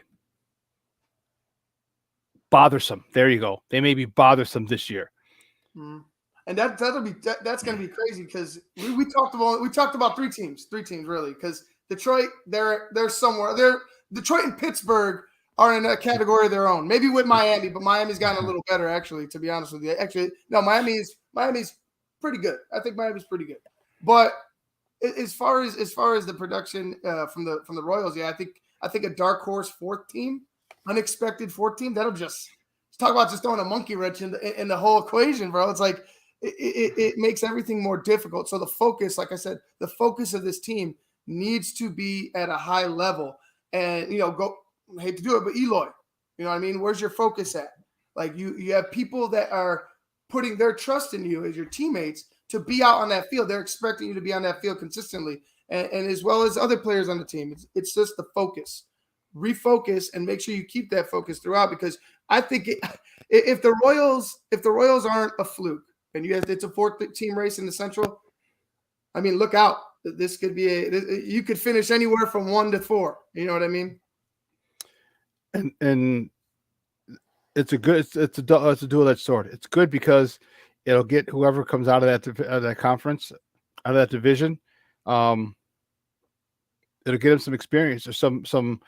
They'll be playoff tested throughout the season. They'll be battle tested throughout the year because of the battles they go through with with the Indians, the White Sox, the Twins, and if the Royals step their game up, those whenever you face any of those opponents, it's gonna be a dogfight, and you're gonna have to play your best baseball, which is fine, especially at the end of the year when the last month of the season it's the majority. I'd say maybe out of the 10 or 8 series they have in the last month, maybe 6 of them or even 7 of them are all division foes. So they're going to knock each other out toward the end. And if you can have one of the best records in the division, then the team who has the best record in the division, I think was going to end up winning the division because of the way the season ends. I think they're all going to be kind of close, but then whoever in that last month, whoever has the best month out of those 3, maybe 4 teams, I think they're going to take the AL Central. So yeah, I can see that. Listen, we got to take a quick break. On the other side of the break, we have more sports conversation. So don't go anywhere, folks. Keep it locked right here. Shawn and Maya in the morning on SportsZone Chicago. Hi, this is George Iceman German. I listen to Shawn and Maya in the morning. AutomotiveMap.com presents the Sports Flash on 1330 and 95.9 The Zone. NBA Tuesday, the Bulls beat the Pacers 113-97. Nikola Vukovic with a double-double. He had 32 points along with 17 rebounds. Zach LaVine, 19 points in the win as the Bulls improved to 21 and 28. Back at it tomorrow night when they visit Tampa to face the Raptors, second of 5 straight away from home. They'll look to extend a 2-game winning streak. The Cubs were shut out 4-0 Tuesday against the Milwaukee Brewers. Freddie Peralta went 5 full, giving up no runs, 1 hit. He walked 4 and struck out 8. The White Sox pounded the Mariners 10-4. Chicago 3-3 on the season. 10 strikeouts for Lucas Giolito over 5 1/3. He gave up 3 runs on 4 hits and a walk. The Blackhawks doubled up the Stars 4-2. Alex DeBrincat and Patrick Kane each with a goal and an assist. 25 saves in net for Kevin Lankinen. Nissan believes you deserve a car that thrills you. So we have to ask, does your car thrill you? When you hit the pedal, do you get something back? A chill in your spine? Goosebumps on your goosebumps? When you take off, do your fingers tighten around the steering wheel? Does your heart beat in your stomach and your breath catch in your chest? Does driving make you feel alive?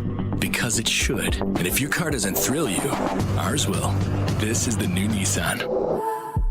I'm Dr. Andrea Russo, a cardiologist. Maybe you're waiting to talk to your doctor right now. But if you're having an irregular heartbeat, heart racing, chest pain, shortness of breath, fatigue, or lightheadedness, don't wait. This could be a serious condition like atrial fibrillation, which can make you about 5 times more likely to have a stroke. If you're having these symptoms, don't wait. Talk to a doctor by phone, online, or in person. Brought to you by Bristol Myers Squibb and Pfizer.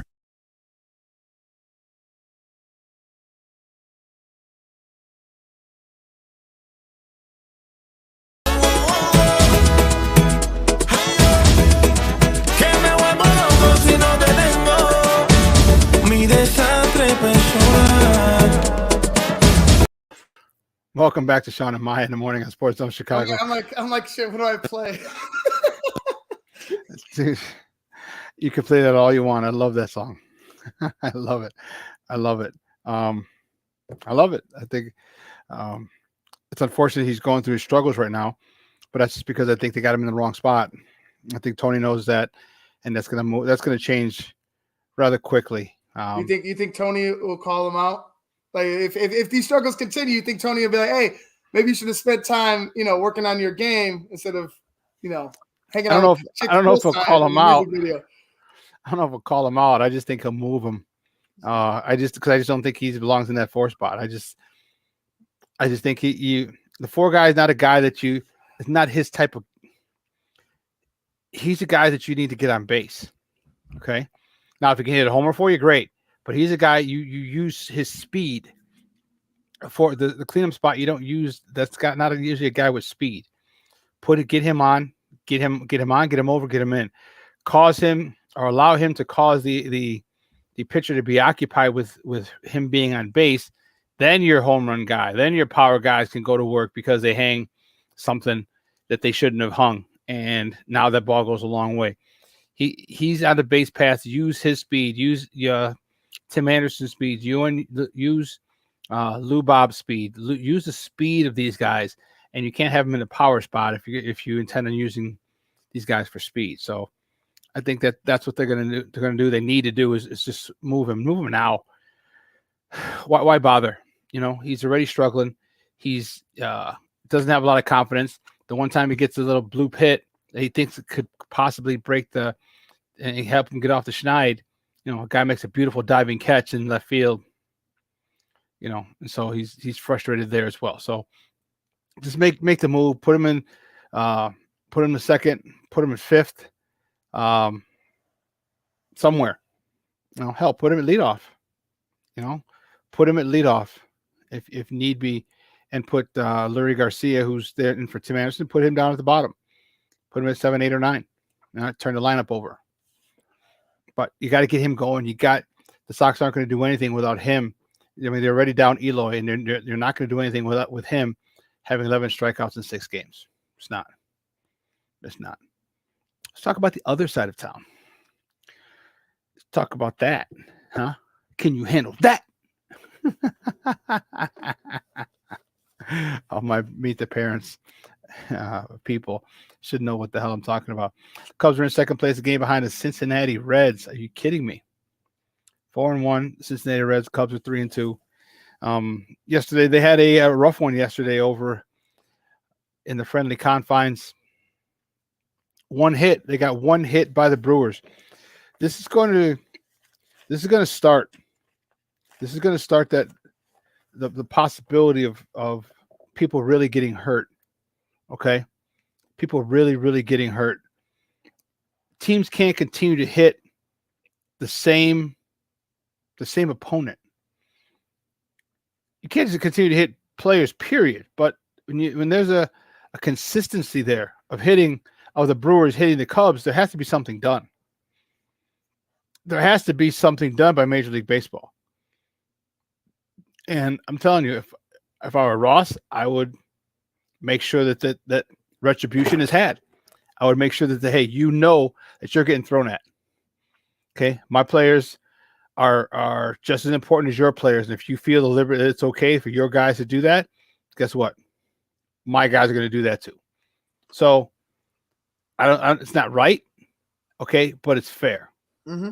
Okay, it will stop that shit quickly, quick, fast, in a hurry. It will stop that. Yeah, and to be like I said, maybe he's going with the passive aggressive approach, which is cool. That's fine. I want that to be addressed right away, because if let's say it does happen again, right? Let's say it does happen again, and I don't know how David Ross is gonna play this, if he's gonna allow it to happen, see if it happens one more time and then pull the trigger on retaliation or whatnot. But I think he just should address it to the media. Call him out to the media. Like just saying they need to be better isn't calling those guys out.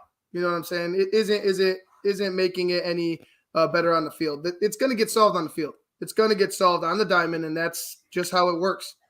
Do you think that David Ross is the kind of guy who held had a different tone with his team as opposed to the media? I'm sure, like that. Like I said, maybe he took the passive aggressive approach with the media and in the locker room. They're like, we're gonna go get these you know what I'm saying? Like we're gonna go ahead and this shit's not gonna fly anymore. So like I said, I was upset with how it was said, but like I'm not gonna go ahead and just jump down David Ross's throat, you know, just for that. I want there to be something done about that. There can't be. You can't just allow a team to come into Wrigley and just want to punk your ass out, and then no, they can continue to do that throughout the season. So this is series 1 with the Brewers. We go to Milwaukee next week. I expect there to be something figured out today. I want to see it. I like old school baseball. You keep hitting my guys, I'm taking your star player out. So Christian Yelich, you come. You better have a football helmet on, all right? Because we're going at you, and we doesn't have to be at his head. It could be anywhere, but just send a message. And I don't want to, throw him behind him. No. Throw a curveball, throw a breaking ball at him. Okay, so he gets hit with an 85-mile-an-hour fastball or 85-mile-an-hour curve or changeup or whatever it is, as opposed to a 92, 95-mile-an-hour fastball. I'll go with an 88-mile-an-hour fastball to the butt cheek, to the ham hocks right here. That's cool with me. Put one bruise right there. You'll know it, and you'll know it for a couple of days too, because that's going to be sore as a son of a gun. Yeah, I there's got to be something done, and maybe this fires them up. Maybe this sparks this Cubs team. I hope it does. They just haven't been hitting. Yeah. It's the same old story. So like, we talked about shaking things up, Shawn. This is going to be a trying year. Like this is a trying year. And this is for all three of the guys. And we talk about the core, Rizzo, Baez, Bryant. Honestly, right now, nobody's proven anything. Like, and I know it's early, but this looks like the teams, from the past, from recent history. Like looks like Joe Madden underachieving teams post World Series. They're like where you're not hitting with runners on, you're not finding anything when you really need it, and it's either home run or bust, or you know what I mean. And like I'm tired of seeing it. We need to manufacture runs. You need somebody to go in there and just be just hit singles. You need a 300 hitter, a consistent 300 hitter. This is why when I talked about my team, my guys on the south side, I'm like, sprinkle those guys in, those slap hitters, sprinkle them in at 6. I don't want them all in one spot. Maybe 5, maybe in a 5 hole, maybe 5 and 7, 5, 7, 9. Who knows? 5, 7, 9. These are the guys who are going to go deep in counts. These are the guys who are going to get those slap hits. These are the guys who are going to keep the line moving. You do need more bust right now, and if it's bust, you're happy. What happens is what happened yesterday. You guys only get one hit, and that's not the potential that this team has. They have more than that to go by, and they're just not living up to that expectation. Maybe Chris Bryant breaks out like Chris. He was only hit yesterday with a triple, but and you're kind of looking to Chris this year. It's been frustrating nonetheless with everybody else. You heard with Rizzo's contract and Javi's still kind of having some struggles. But Chris is he needs to be the guy. Like if anybody that's been definitely silent, with his play on the field, it's been Chris Bryant. I think he needs to step up. I think Chris, if he could find a way to produce and produce big right out of the gate, man, maybe he's the guy that gets his Cubs team right. But right now, I think you got a bunch of guys that are worried about a lot of things, and maybe that's a part of it. You know what I mean? Maybe that's a part of it. Am I going to be in Chicago next year? Or am I going to get traded in the middle of the season? Like, there's a lot of things on this team, a lot of questions with this team, and man, I don't know. I don't know how you find offensive production. You've been doing the same things. You know what I mean? You've like they've changed hitting coaches. They've changed their approach. They've changed players. They've moved every piece of the lineup. when is it going? When are you going to find the offensive production? When is it? Because right now, all it is a big ass excuse. We can't find offensive production. Well, guess what? So you're going to have to find somebody who can give you offense consistently. And if that means moving one of these guys, so be it.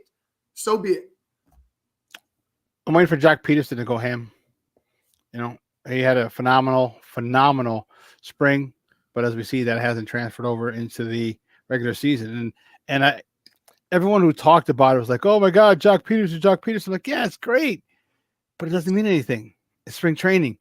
Transfer over, start hitting some homers, start hitting some bombs in the regular season, and then we'll say he's ready to go. But you can't say he's ready to go because he hit 8 homers in the spring. It doesn't matter. Those don't count, and those don't translate to regular season. Yeah, well, pitchers are looking for or just working on location. Yeah, you know what I mean? Like they're going to locate it in certain areas, so it's like, of course, you're going to get run into guys with high home run numbers in spring training, but.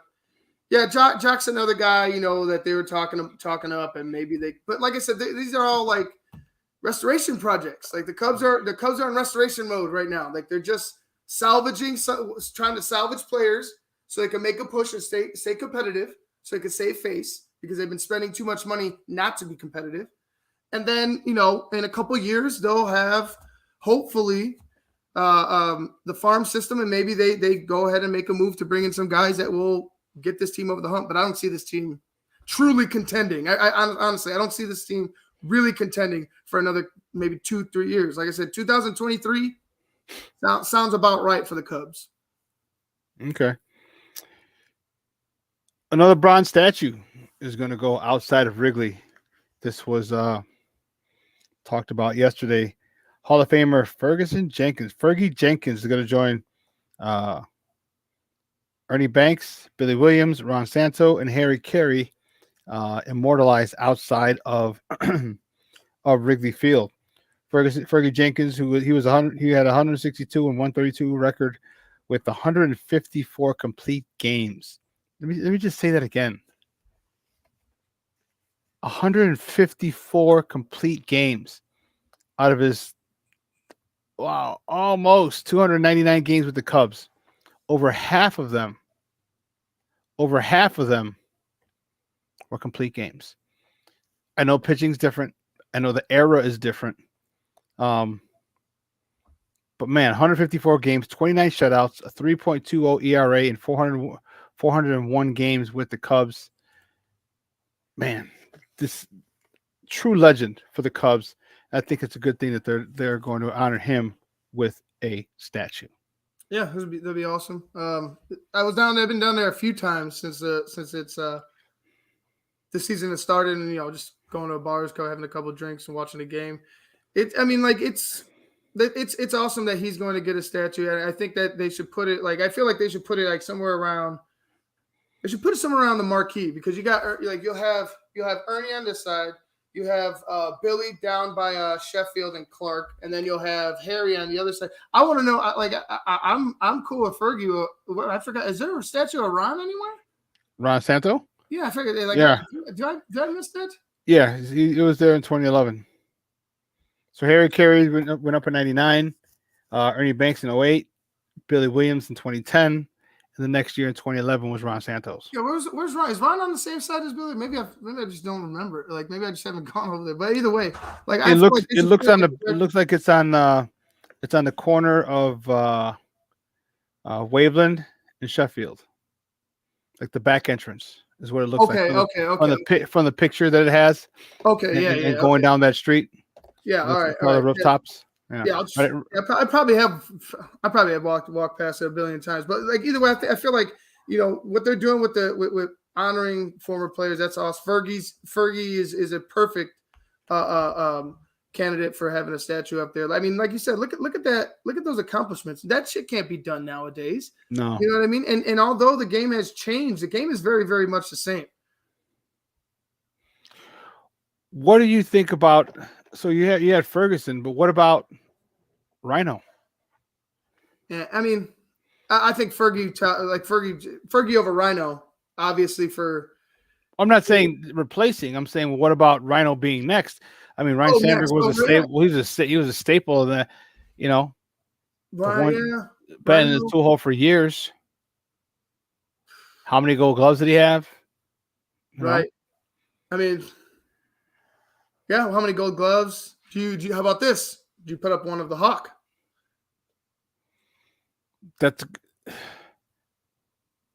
I'd say no. Mm-hmm. He wasn't a Cub long enough. It's almost like, and I know it's a different situation. It's almost, he's like that Harold Baines. Like, does he get in or doesn't he get? You know what I mean? Like, does he or doesn't? And I agree. Like the time with the Expos, it was significant enough to where it's like he's really on two teams. You know what I mean? Like, you really can't go ahead and take his accomplishments with the Expos and bring them over to the Cubs. Yeah, there's a few people that I can think of, and him being one of them. Ryan Sandberg being the next one. I'm happy for Fergie Jenkins. Mm-hmm. Just a class act. I've met him a couple of times. Just a class gentleman, and I think that's pretty cool, man. I think it's to honor someone like that, Hall of Famer. It's a no-brainer. Oh yeah, no-brainer. How about this, Kerry Wood? No, too short career. No, too short a career? I don't know, man. 20 strikeouts. I can see him doing something. But you know what? May have a memorial. Okay. Okay. Have a memorial inside the park. Okay. Yeah. Have a memorial inside the park. Maybe him pitching from that game. Like home plate from that game or some shit like that, or something. Yeah. Not a statue.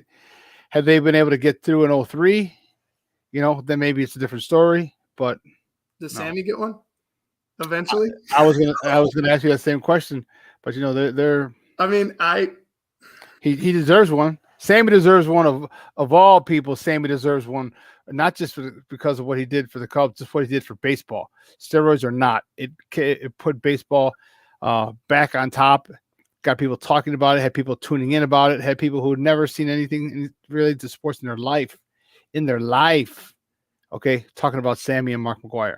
Mm-hmm. You still got to be able to hit the baseball, man. Like, yeah, you still got to be able to hit the baseball. And no matter, like, I understand it's going to give it. You got more strength. You got, the ball goes farther, but you still got to be able to hit the baseball. And I feel like Sam, whatever Sammy's going through with his own personal life. Look, that's his personal life. What he did on the baseball field for the Cubs, you all saw it. Everybody saw it. Everybody lived it. It was Sammy mania in Chicago for like 10 years. You know what I mean? Like it was all about Sammy. Yeah, you know what I'm saying? It was all about Sammy for over a decade in Chicago, and you can't knock him for making a mistake. I really think that you really can't hold anybody truly accountable. I mean, you can hold them accountable, excuse me, but you can't hold them to like prison for this long, man. Like this is what they did. This is their life's work. And the thing about it is the baseball writers and even the Cubs too, like if Sammy and Mark McGwire didn't do that, the franchise you have wouldn't be as valuable as it is today. The Cubs were a team that, First of all, Major League Baseball and the Cubs knew about it, and they didn't give a shit about it until it started getting, out there that they were using these things. So, them turning a blind eye we shouldn't turn a blind eye to them turning a blind eye to what was going on. You know what I'm saying? Major League Baseball was happy as a pig in slop because they're like, okay, guess what? We have something that can bring us back to the forefront of people because they had lost people due to the work stoppage. All right, due to the work stoppage, they lost people and people came back.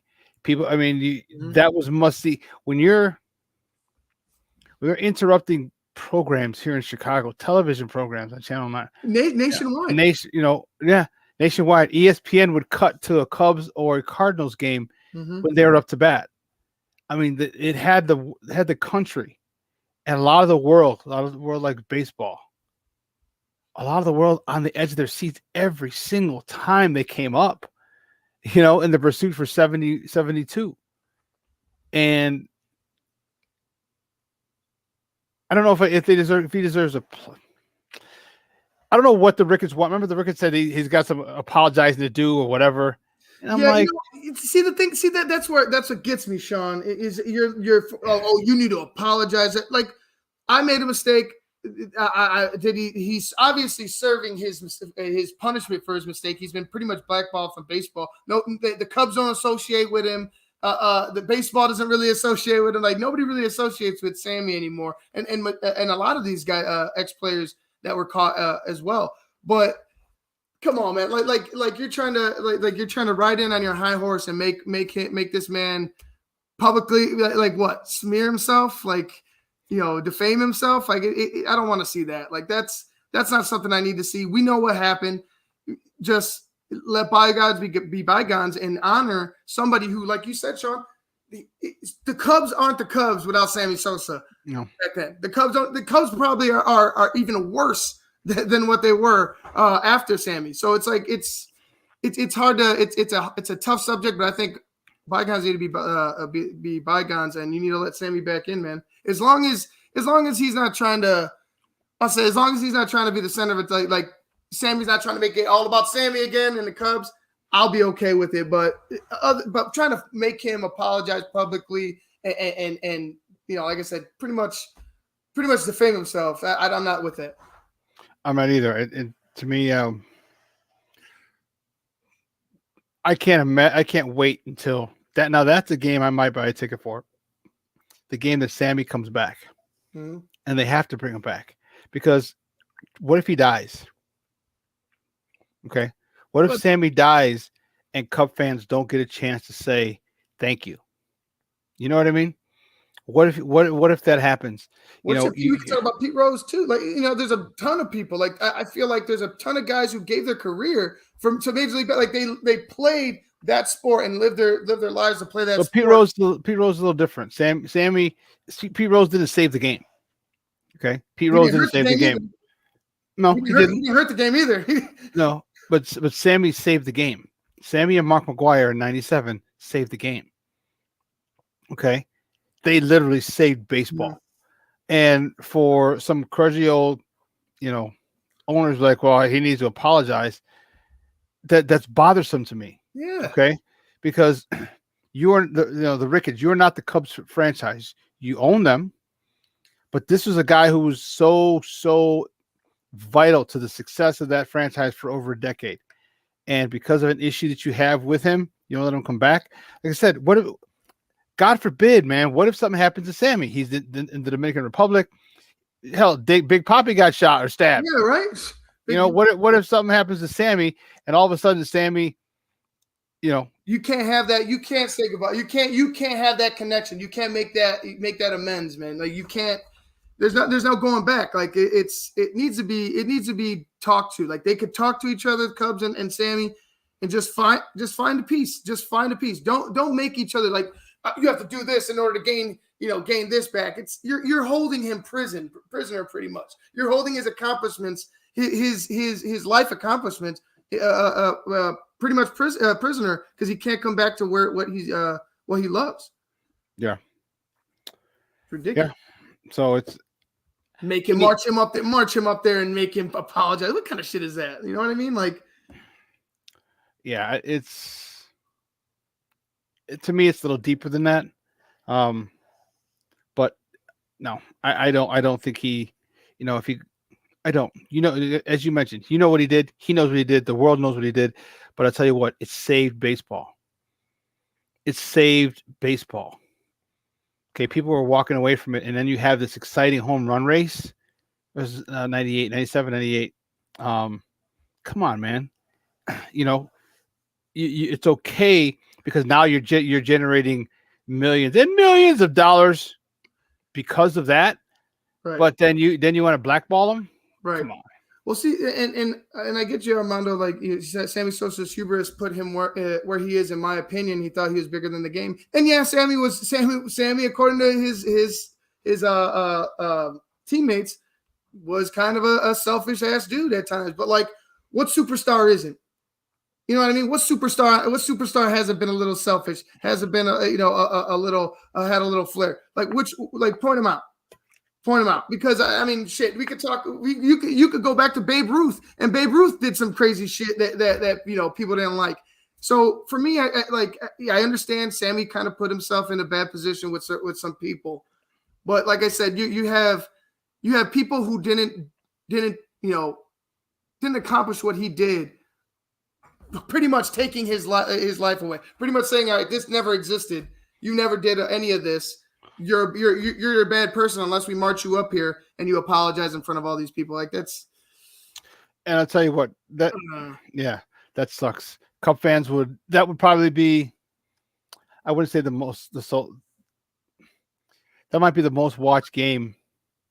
Oh, no doubt. Since Game 7 of the World Series by Cup fans. The game he comes back and they honor him in between innings or before the game or something. That would be insane. I would love to see the numbers and how many people tune in, to that game, because that's where he belongs. Sammy belongs in right field. You're going to get booing. You're going to get people booing. You're going to get people booing. But you know what, Sammy? Sammy, you did something wrong. You got to own up to some of it. You know what I mean? You got to own up to some of it. But I think that part right there, Shawn, that part right there, I think that's where the disconnect is. Is Sammy owning up? Like, is Sammy just talking to them and saying, I want to own up to it, with you, and not have to go march up here and be pretty much puppeted up to the stage and made to say something. You know what? I'll tell you this. Sammy really wants to blow the cover off the thing. If Major League Baseball was involved at all in any capacity, and he says, "Well, you know what? They tested me and they said I was good." So, you talk about open up a Pandora's box. That would be phenomenal. He definitely wouldn't be welcome back at that point. But it was shed a light on Major League Baseball. Like, oh, okay, so they knew he was cheating. They just wanted to make sure that he brought him and McGuire brought the game to where it is now, so they can regain fans and start generating revenue again. That would put that. If I were Sammy, I'd think along those lines. Like, hey, if you don't want me here, okay, no problem. I'm going to blow the whistle if there's anything to blow the whistle on. That's just me. I don't know. Well, listen, we got to take a quick break. On the other side of the break, we're going to switch gears a little bit. We're going to talk a little NBA action. Our Bullies, baby, only the Bulls had a big win yesterday. And we're going to talk to our guy, Adam Shalafu. He is the host of the Hoopstradamus podcast right here. You can catch it right here on SportsZone Chicago. So don't worry, folks. He's coming on the other side of the break. Adam Shalafu. Keep it locked right here. Shawn and Maya in the morning on SportsZone Chicago. Take off the glasses, please.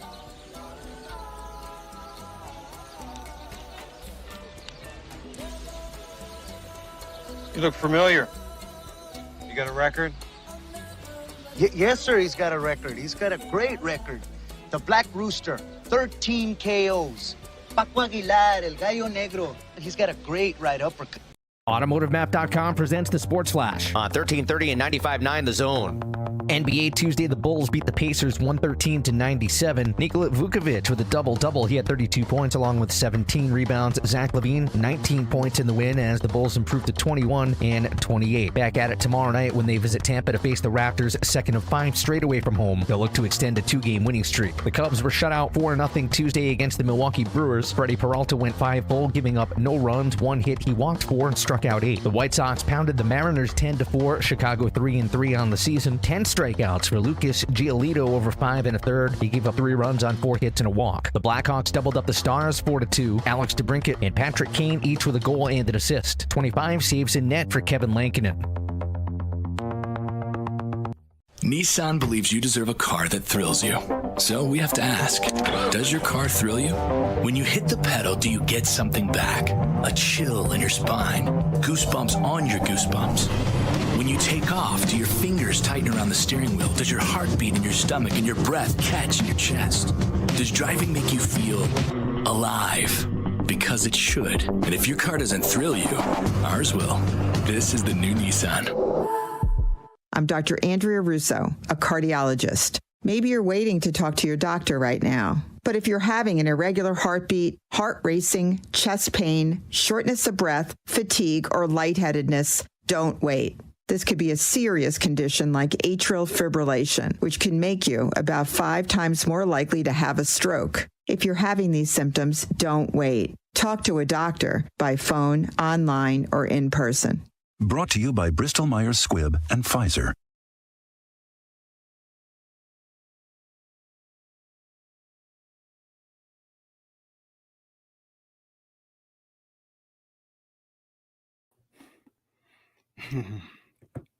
Welcome back to Shawn and Maya in the morning on SportsZone Chicago on this Hump Day edition.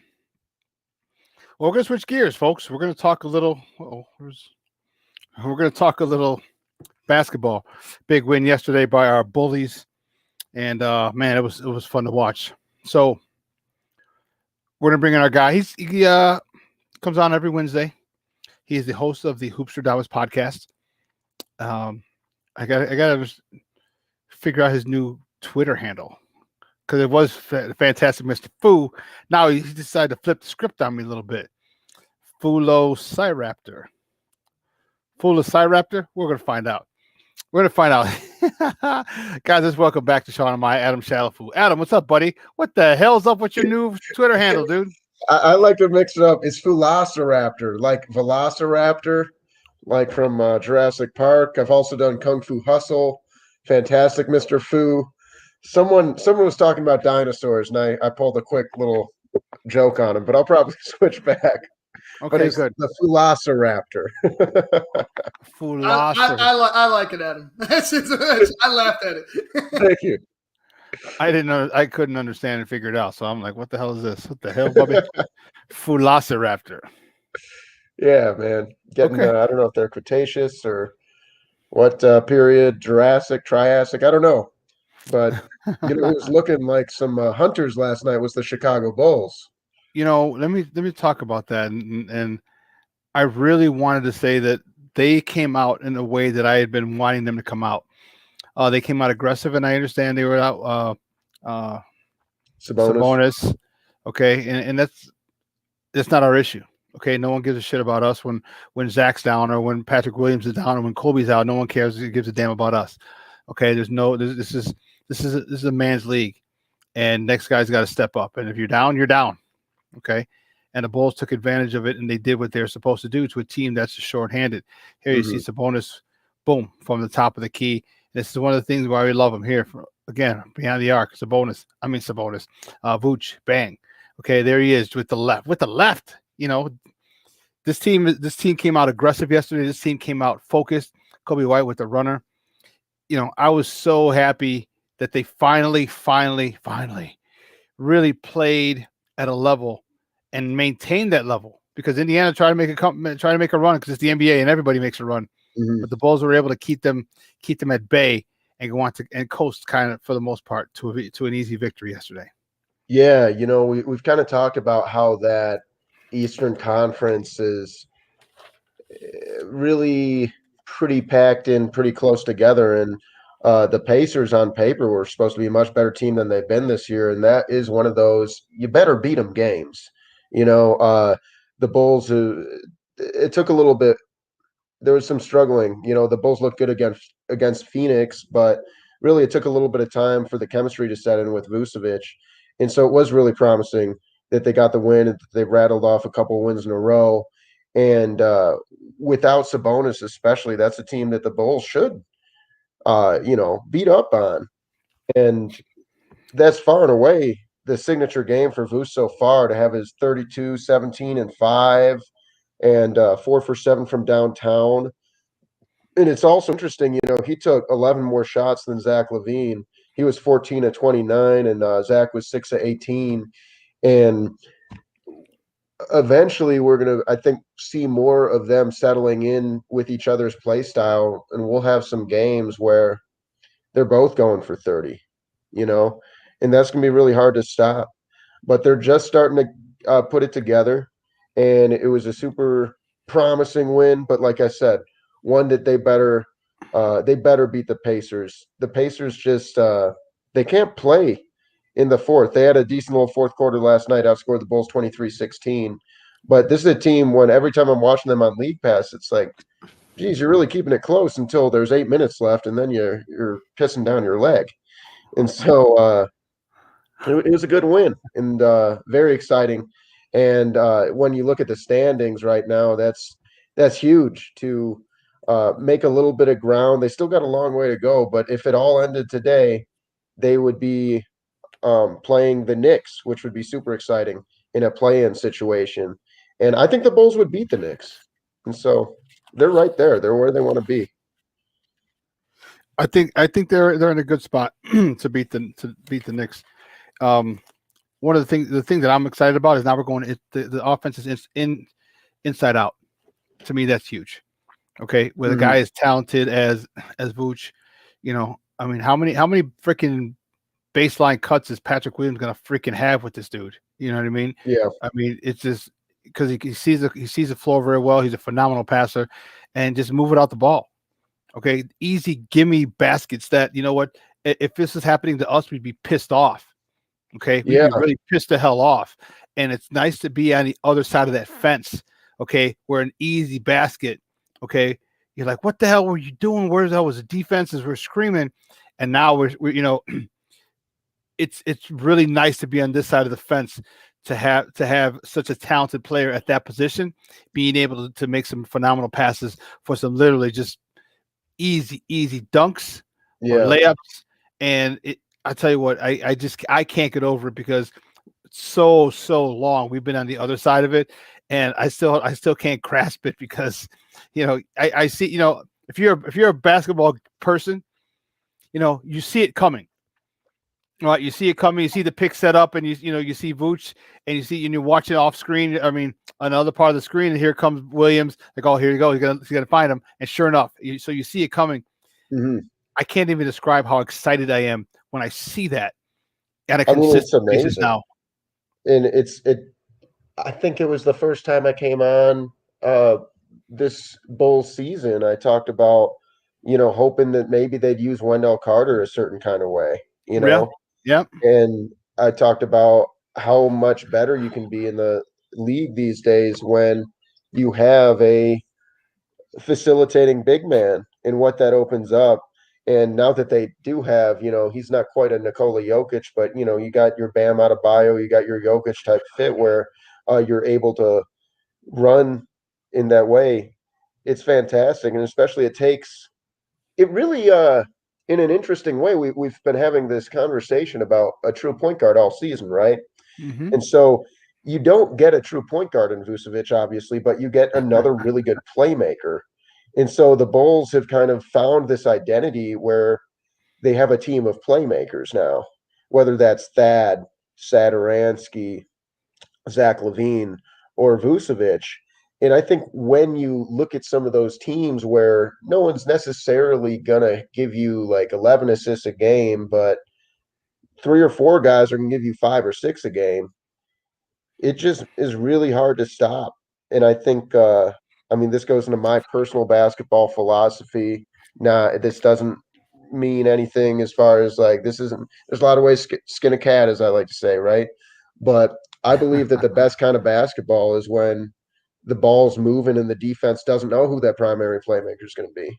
And everyone has the ability to see the floor and work as one hand, and you're starting to see that chemistry come together. And that's something that's going to happen when you add another really good playmaker and someone with such a high basketball IQ. I believe both his parents were professional players in Europe too. And this is a guy who's, he's just got such an incredible pedigree and IQ for the game. And you're starting to see that impact. And it's going to take some time as they continue to take these steps forward and stuff. But like, you look at, they just beat the Pacers. The Pacers are vulnerable. The Bucks are, or not the Bucks, the Celtics are a question mark.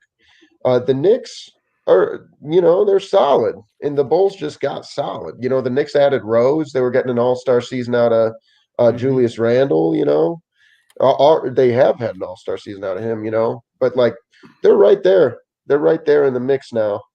And I think that they will continue to climb up a little bit. Best case scenario, they can get up to that 5 or 6 spot. Maybe Charlotte drops down. Gordon Hayward just went out.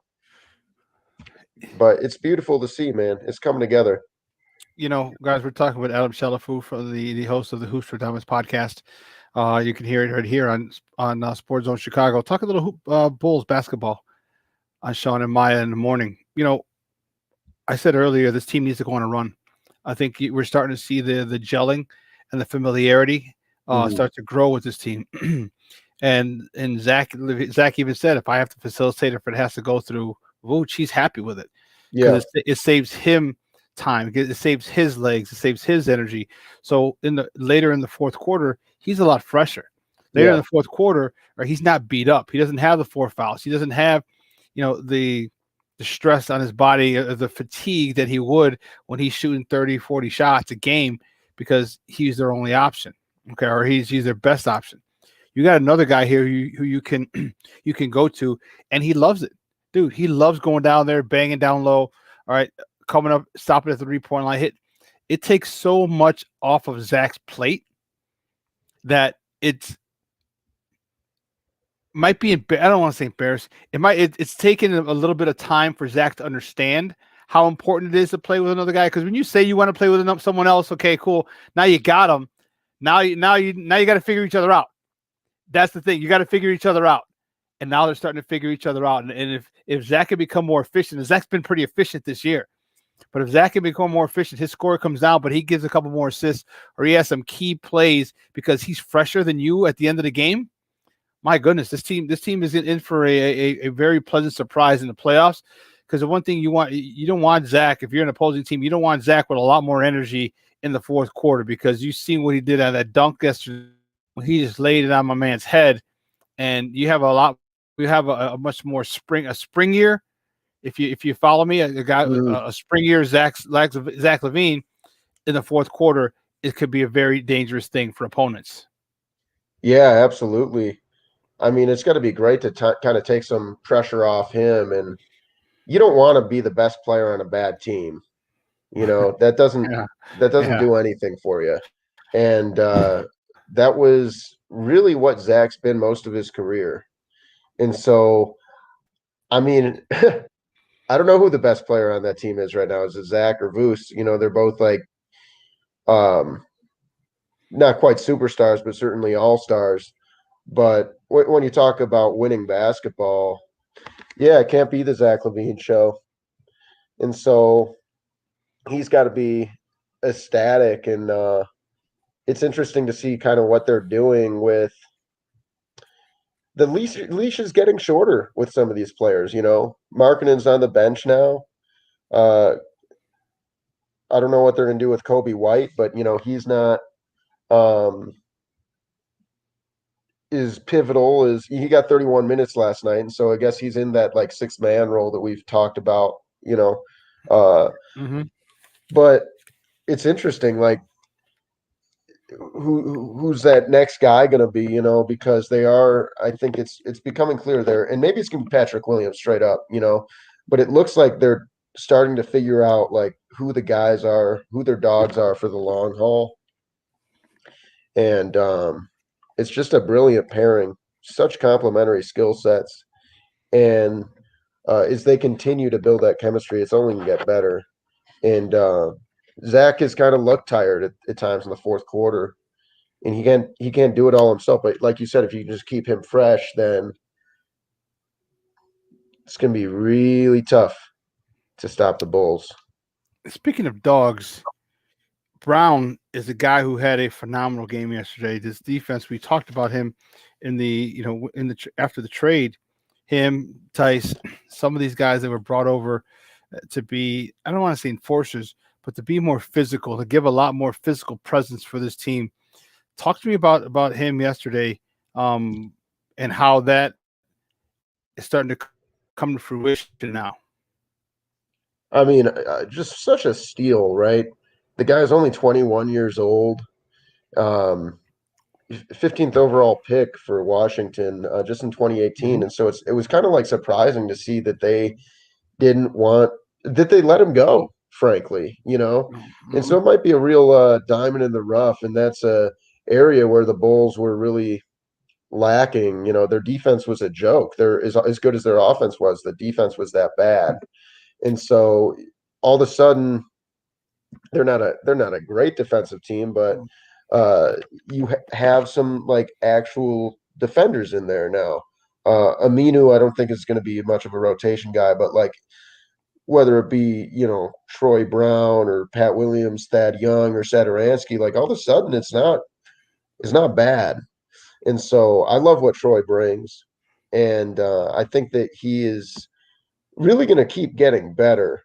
I'm excited with what we're seeing last night, but I really do think that he's a part of that next bench mob. I'd like to see a little bit more of him from offensively, but sometimes I always look at that, box plus minus, and believe it or not, his was second highest on the team behind only Zach LaVine last night. And so that just says that when he's on the floor, the Bulls are playing well, and the Bulls are up, and so that defensive skill set is clearly contributing right away, and um, it's great, man. I love him. I think he's going to be a really important part of this team long term, and the Bulls didn't really have too much depth, and now they got some, and he's maybe my favorite player off the bench, honestly. You talk about, we'll stay with him, is that he's still only 21, like you said. Yeah. He's still young. There's a chance for him to work on his game, because there was a guy the Bulls drafted, okay, he was a defensive stopper out of Marquette, and he really turned his game around into being a scorer, being an all-star, being a superstar. So there's the possibility is there. Mm-hmm. The precedent is there. So, we're how many times we talk, they need to get this guy, they need one more star, they need this, they need that. Maybe these stars are going to be developed. Maybe these stars are going to blossom because of the player development, department that this organization has. We didn't have before. You still got Kobe White. The kid's 20 years old. Okay, and you just talked about Troy Brown. You just talked, and we talked about Patrick Williams. These are all young guys. Yeah. We may get one. I know we're going to get one. That's Patrick Williams. What if Kobe White kind of rights the ship and gets things going, or this guy rights the ship and gets things going? Now we have a boatload of stars. Maybe not superstars, maybe just one or two, but a lot of stars in this team. That's going to be make us very, very competitive in the Eastern Conference. Yeah, I want Kobe White to look at some Jamal Crawford. Video. Yeah, I think. I mean, I remember him as a Bull. I was at the second game he ever started against the Boston Celtics, and that dude wound up having a prolific career. Long, but similar style, like a kind of a really big combo guard with great handles. And if Kobe's kind of like that X factor, right? Because some days I'm like, they're gonna trade him, like this guy, they're not sold on him. But then, last night he had a solid little game, and they don't need him to be leading the team in points, but if you can, get 15 off the bench, that's great. And 21 years old. So next season, or even in the playoffs, if he can, get some confidence, but I don't know. I kind of look at this team long term, and I see LaVine, Voos, Patrick Williams, and those are going to be your dudes. And then off the bench, you're gonna need some scoring. I don't know if Markkanen's gonna. I don't think Markkanen's gonna be around long term, based on like what they're doing with him lately. It just doesn't seem to be. I don't know. I don't. I just got a feeling. He only got 22 minutes last night. He's not a starter anymore. It seems like maybe push is coming to shove with him. But Kobe, he's still got time to kind of clear out a nice little role within this team, and it just makes you super dangerous when you have somebody who can give you 30 off the bench. He's just got to get there. I mean, he's already there, but he's got to get there more consistently. I don't want to see these 6-point games. I don't want to see these like 1 for 8s, or like these 4 for 17s. I want to see efficiency and consistency. And so when I'm looking at Kobe, that's what I'm looking for. I don't like, it's not enough to be good for a game. I want you to be good for a stretch. Everyone has their bad nights. Ben Gordon would have his bad nights. Then Ben Gordon would go 9 for 9. You know. BG7. Oh, that was awesome. Yeah, happy birthday to Ben Gordon the other day. Oh, okay. Shout out to Ben Gordon. Yeah. What have you liked about Billy Donovan to this point? All right, he's gotten. I think personally, he's trying to just kind of throw a lot of things at the wall, see what sticks, see what players, what talents they have. Again, the practice schedule. What do they have? 4 preseason games. Okay. Yeah, I think so. So they have 4 preseason games. So you don't really get a true barometer of what your players, the players on your roster, can do. Okay, then you throw them into games, and they're trying to learn a new system. Okay, you're trying to see what they have, so you can make adjustments accordingly to your roster for this season and for next. What have you liked about Billy Donovan to this point? I mean, the Bulls have an identity. One thing about Billy Donovan is he's kind of always had this system, but this is really some of the quickest basketball I've noticed, and I haven't looked at the numbers and compared his pace, versus other teams, but it seems like they get into that early offense and they've become a very fun transition team. And it's tailored to fit the roster. He didn't just I think it's really telling. You can look at a good coach and a bad coach, and you're a bad coach if you aren't flexible, or at least you're a limited coach. If you don't recognize, me, I like to bring in the food metaphors, right? So if I got a bunch of ground beef in the fridge and I insist on making chicken tacos, that doesn't make any sense, So you got to recognize what you got and then see what recipe you can put together based on that. And I think that's the main thing he's done a good job at. And then you're stirring it around, you taste it, you're tasting the sauce. This needs a little bit more of this. I need a little Vucevic, and then you tweak the recipe a little bit. And they've been able to, through trial and error, find what works for them throughout the season.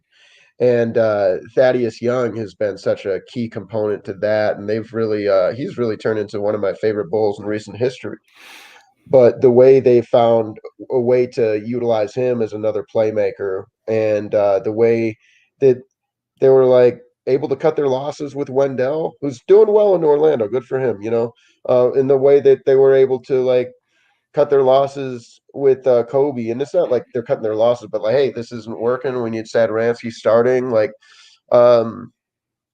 There's no stubbornness to it. When an adjustment needs to be made, the adjustment is made. And the adjustments make a lot more sense than years past with Bulls Bobby Knight, or whatever his name was, Boylan. So the Bulls got an identity, and they're hard-nosed. I think that one of my favorite things about the teams I fall in love with as a basketball fan are the tough teams. The teams where sometimes they're scrappy, sometimes they're, we're not talking about the LA Lakers with LeBron James and the Looney Tunes. We're talking about, teams that are going to just challenge you every night. Like the New York Knicks, straight up this year. You know what I mean? You bring Thibodeau, and all of a sudden you get some serious toughness. And Donovan has had that same effect with the Chicago Bulls. You bring in this dude, and all of a sudden, there's accountability, there's a culture of toughness, and there's you trade for some tough guys. Yeah, you trade for some tough guys. You bring some tough guys in via trade, and it changes that whole culture. Yeah, and they're building it. Just having an identity is the first step, and we're starting to see who the Bulls are, and there's a lot to build on there, and that's all thanks to Billy and AK. Yeah, AK is a man, dude. He is, AK is a man, and I'm happy for him. I'm so happy that he's running our basketball operations night and day from what we had before. So yeah, it's something that's foreign to us. Was that pun intended? Actually, no, but I didn't. But I'm glad I did. It worked out that way. But exciting at the same time. I'm really anxious to see we already saw a big move, a big boy move by this guy. What other big boy moves is this guy going to make that's going to propel this team closer to a championship that we haven't had in 23 years? Hey, mark my words, man. He will make a push for Kawhi Leonard. Yeah?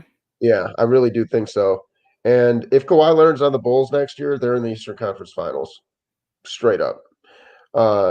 Another thing about AK, right? This is the guy who, well, you can't give him all the credit, right? But you look at what he's been exposed to and where he's coming from in Denver, and also the European style of play, which the Bulls are adapting.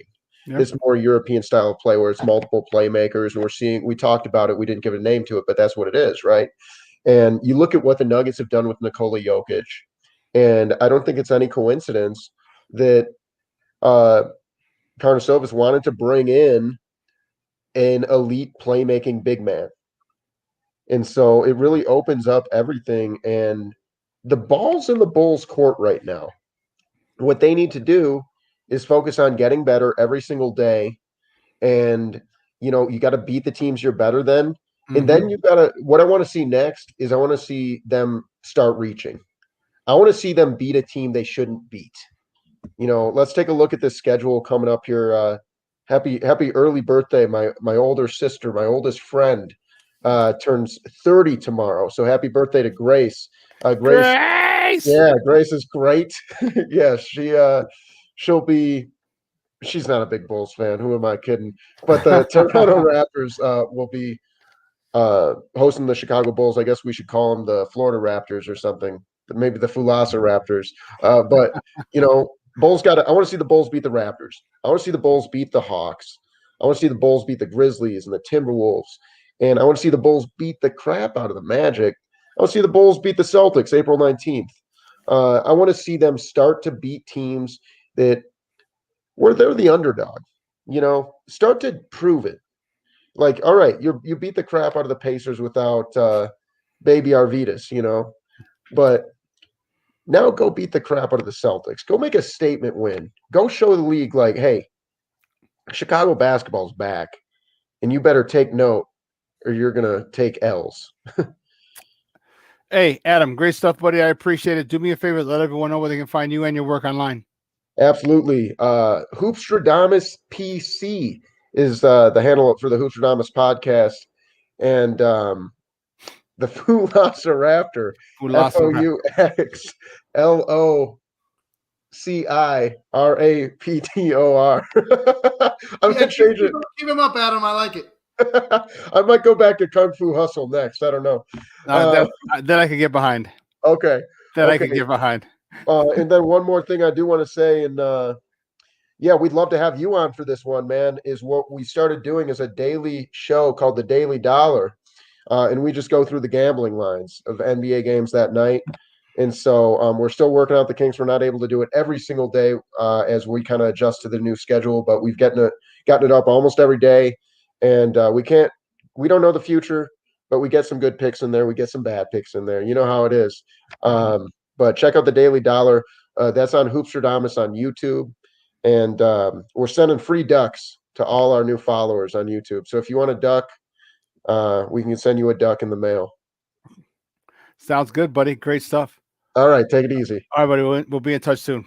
Sounds good, man. Thank you. Guys, that was Adam Shalafu, the Shala Raptor himself. Oh, that's crazy. Fulasa Raptor, Shawn. Fulasa Raptor. Oh, yeah. Isn't that what I said? Shala Raptor? Yeah, something like that. Yeah, it was great Bulls talk every Wednesday here, 11 o'clock. Good stuff. Listen, we got to take a quick break. And on the other side of the break, some news came up during the show, earlier in the show. I want to get it.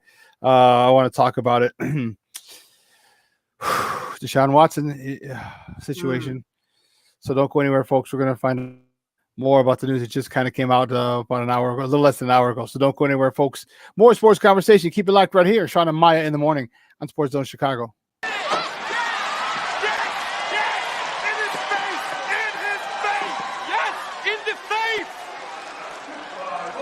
AutomotiveMap.com presents the Sports Flash on 1330 and 95.9 The Zone. NBA Tuesday, the Bulls beat the Pacers 113-97. Nikola Vukovic with a double-double. He had 32 points along with 17 rebounds. Zach LaVine, 19 points in the win as the Bulls improved to 21 and 28. Back at it tomorrow night when they visit Tampa to face the Raptors, second of 5 straight away from home. They'll look to extend a 2-game winning streak. The Cubs were shut out 4-0 Tuesday against the Milwaukee Brewers. Freddie Peralta went 5-full, giving up no runs, 1 hit. He walked 4 and struck out 8. The White Sox pounded the Mariners 10-4. Chicago 3-3 on the season. 10 strikeouts for Lucas Giolito over 5 1/3. He gave up 3 runs on 4 hits and a walk. The Blackhawks doubled up the Stars 4-2. Alex DeBrincat and Patrick Kane each with a goal and an assist. 25 saves in net for Kevin Lankinen. Nissan believes you deserve a car that thrills you. So we have to ask, does your car thrill you? When you hit the pedal, do you get something back? A chill in your spine, goosebumps on your goosebumps. When you take off, do your fingers tighten around the steering wheel? Does your heart beat in your stomach and your breath catch in your chest? Does driving make you feel alive? Because it should. And if your car doesn't thrill you, ours will. This is the new Nissan.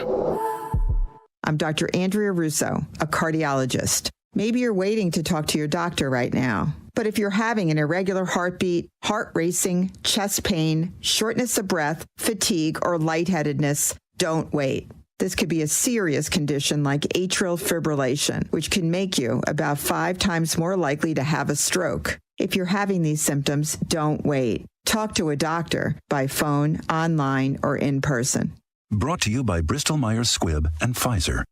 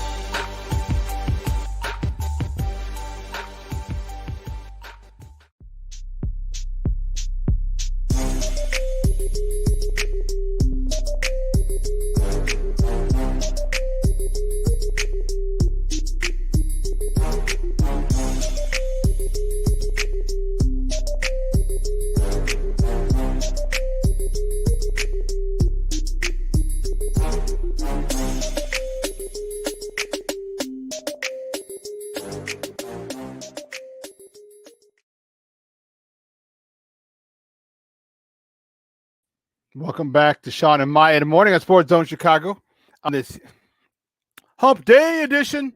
Guys, do me a favor. Listen, if you listen to this, if you're watching this live, or if you're catching this on the replay, either on Shawn and Maya in the morning on SportsZone Chicago on Facebook or on our YouTube channel, SportsZone Chicago, do me a favor. Go and download the app. Okay? Download the app, SportsZone Chicago. Wherever you get your apps from, please go download SportsZone Chicago. Okay? Go download it. You can take us with you on the go. You don't have to worry about logging on to Facebook, or YouTube's on the app. We're live. And again, that is Shawn and Maya, a live show, but we also have 4 other live shows. On Mondays, we have What's Up, Cuz with Jason Palmer. You see Jason here on Mondays and Fridays at 11. And his cousin, Lance Irvin. Okay. On Wednesday, we have the Halitech Hall at 6:30 to 8. And then 8 to 9, we have, excuse me, 8 to 9, we have Sports 101 with Jamar Harp. And then on Saturday mornings, we have the Humidor podcast with the Smoke Fellas. Okay. Make sure you check all of these. These guys are good. All these shows we have on here are good. They're entertaining. Make sure you check them out. And the best way to do that is just to download the app, SportsZone Chicago, wherever you get your apps from, Google Play, iTunes, wherever. Download it. Take us with you on the go. Some craziness is. So this came in a little earlier. Okay. This came in a little earlier. And I was just trying to kind of figuring out how I was going to work it in the show. So apparently, two women have come forward. Two women have come forward in regards to in the Deshaun Watson case. And Nike has stopped its sponsorship of Deshaun Watson. You know, Shawn, this also, I don't know if you're going to break it right now. I was going to say that there's a tie-in with that. Also, I just saw Beats by Dre also dropped Deshaun Watson as well. So here's my thing. If he's guilty, if he's done these things, okay, prosecute to the fullest extent of the law. I have no problem whatsoever. Okay? None. If he's not guilty, and this was a ploy, and this was a conspiracy to keep him in check, keep him in Houston. If I'm Deshaun Watson, I am suing every single one of those women. I'm suing everybody. I'm suing them to the point. I'm suing them for defamation of character. I'm suing them for lost wages. I'm suing them. They can't do shit. Even if they take a piss, they have to owe that. That I own everything about you. There's nothing you can do or say that's not mine, because I'm going to take it to the fullest extent, because you've tarnished my reputation. You've tarnished my ability to make money. And if the Houston Texans are involved in this, but by any stretch, I'm suing the Houston Texans. Okay? So either way, remember, I haven't taken a side. I have not taken a side. I've just said certain things that I think look shady. Certain things that don't line up. And what's the young lady's name? The first woman is Ashley Solis. Okay. And here's the issue. She said, and this is from an article on CNBC, okay, by Jabari Young. So if you want to check it out on CNBC, Jabari Young, check out this. Okay. She said she suffers from panic attacks, anxiety, and depression due to Watson's alleged sexual assault in March of 2020. And then she requested that he be held accountable for his alleged behavior. When they start coming out and they start saying things, don't get me wrong, they're coached to say certain things. Okay. They are coached to say and hit those trigger words. Okay. Emotional, mental distress, anxiety, things like that. Depression, panic attacks. These are things that tug at your heartstrings. Okay.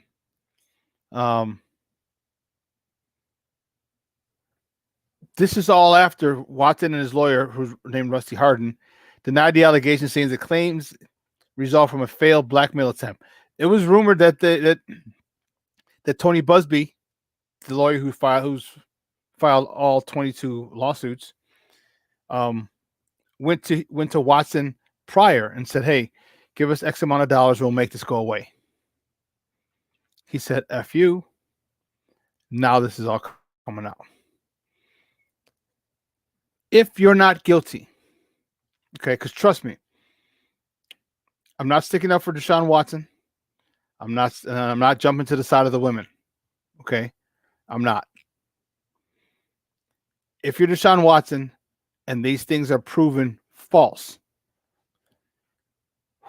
Charlie. Which is why I think that they're going to put some pressure on him, so they had to bring one of the girls out, or they brought two out. Okay, and they talked about her inability to do her job. She's, panic attacks and things of that nature. Here's the interesting thing. Do you remember Ben Ross?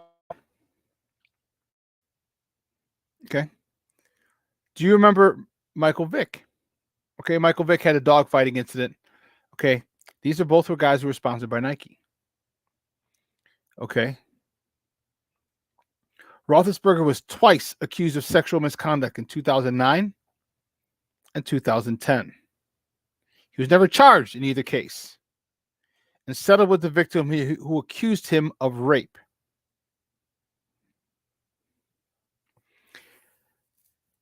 The brands, including Nike, remained with Roethlisberger, despite the allegations.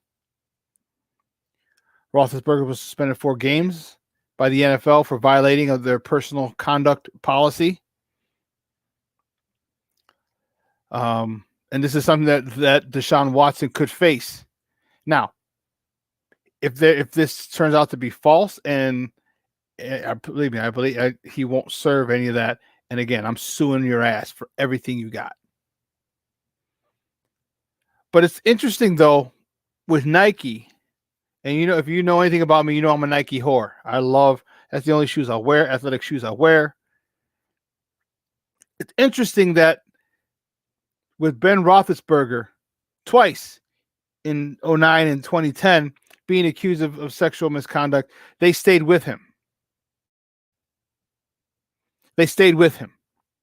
And now, as the news was reported today, the news came out today, Nike has stopped with Deshaun Watson. They are no longer, they've suspended their endorsement. Why does Ben Roethlisberger get the benefit of the doubt from Nike? And women accuse Roethlisberger of rape. Not sexual misconduct, rape.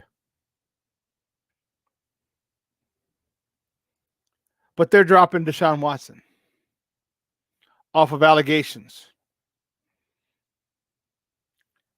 I need that explained to me. Because if that's not explained, there's nothing said, it looks very racial. Then it looks very racial. A guy's accused of rape, and then you have a guy accused of touching women with his penis, his erect penis, while they're massaging him. There's some details about that go more than that, but yeah. One woman said he penetrated, but again, why aren't you filing criminal charges? Why are you, if you're a woman, and we've had Maya on Maya, we asked her. I've talked to plenty of women recently about this situation. Why are you not filing criminal charges if he raped you? See, and this is the bottom line. Hell hath no fury like a woman scorned. And I get it. Some may be scared. This is what one of them said. I was scared before, I'm not scared anymore. Okay. Fair enough. Fair enough. Why aren't you trying to send him to jail? If he violated you, he violated your person. He penetrated you without your permission. That's rape. Why are you not suing him for rape? Why? You're suing him civilly. You want $500, which is going to be eaten up in the lawsuit, in the court costs. But you're not suing him. You're not filing criminal charges and suing him for rape. That, people, is the issue that I'm having. If we have any women watching, either now or in Second Life, and you catch it later, would you file just civil charges if a guy did this to you? If a guy maybe penetrated you without your permission? He made you touch his penis with his erect penis with your hand. Why would you file criminal charges, or would you just file civil charges like all of these women have? This is a legitimate question for my women viewers. Okay. And would you only only sue him for $500, which is the minimum amount that someone can be sued for civilly in the state of Texas. And I'm not saying you're going to sue him for $1 million, $10 million, $350 million. No. But I think personally, and I'm asking you ladies, would you want more financial compensation from it? Hell, $10,000, $20,000. Like if you go after $750,000, okay, now you're just going after the money.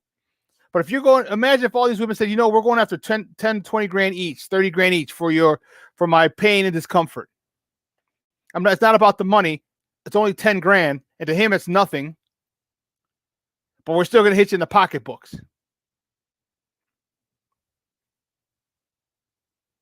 I want my women to chime in, and I want to hear their side of it. Because this still, just because they brought her out and she wants to be crying, and trust me, and women, you know how you can be when you want to influence men or jury or the public, you cry. It's very easy to do that. If I'm lying, tell me I'm lying. Okay? So because she came out and it was emotional, that does not sway me. I'm still in the middle. Because if this is true, then Deshaun Watson needs to be prosecuted to the fullest extent of the law. Okay? But why haven't criminal charges been filed yet? Why did Nike dump him when they stood with Ben Roethlisberger, who was accused and of rape, not of sexual misconduct, of rape, but Nike stuck with him. I mean, He's black. Like I said, I see what you're saying. They shouldn't have stuck with him. They should have done the same thing. But like, was he convicted? There was a settlement. Was he convicted? Was it? What happened in that bathroom? We don't know. You know what I mean? And what happened in Deshaun's residence or wherever the hell he was getting these massages, we won't know. But for me, I just feel like let's just see the investigation, man. Like. Oh, I understand that coming out. I understand, they have to have their say. But let's get to the investigation, because I feel like the more we put it in the public eye, the more it's in the media, things start to get. You start to draw a picture that may or may not be there. You see what I'm saying? Exactly why I said when she came out and she starts crying and exactly. It sways. Let's get to the investigation part. Because, like you said, Shawn, like I'm not defending anybody right here, right now, at this moment. I'm gonna wait for the facts to come out, and for this the truth to be told. But if right now it's the more it comes out, you see how it's trickling out. If it was 4 women, 5 women, 10 women, 15 women, 20 women, it like the more it comes out, and it feels like it's being trickled on purpose. It feels like there was already known the amount of. I feel like there was an amount of women that were known to have had dealt with Deshaun Watson, in these types of manners. I don't feel like they all just all of a sudden they saw one person do it and they also started we're all gonna do it too. Like I feel like they had them like whoever was whether it be the lawyer or whoever's running media down there knew the amount and was just like, all right, we're gonna introduce you now. All right, let me hear. So we're going to introduce you today. Like I felt like it was like I said, so you could draw a picture in your mind of how a piece of crap Deshaun Watson may or may not be. So like I said, let's get to the case, man. Like for me, let's get to the case. I am with you, Ivan. Again, why are you coming out now? Why are you coming out now? You filed under Jane Doe. Mm-hmm. You could have stayed that way. Why come out now? I think they want to turn the heat up on him, and I think they want, they want a settlement.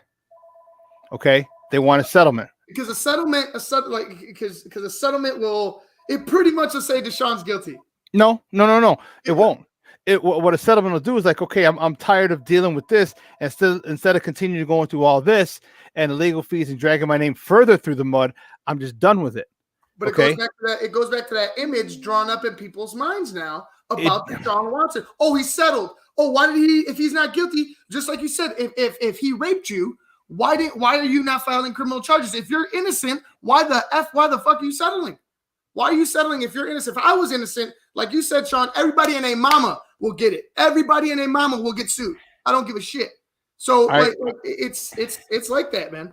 I hope that, because that's exactly the way I would be. Mhm. Okay. And I hope, and see, part of me thinks this, and this is my own thought. Part of me thinks he was freaky with him. Okay. Some text messages have been released as well. Mhm. That's not a good that's not in favor of Deshaun Watson. Okay. But we still need to see the whole thing play out. By the text messages, he just seems like a freak. And it's fine. If you do that, it's cool. And if you're a freak, you're a freak. That's cool. Whatever. Dude, what you do behind closed doors is behind yours. He had Mia Khalifa shouting him out after he got drafted. No, dude's been getting down. Like let's just come on now.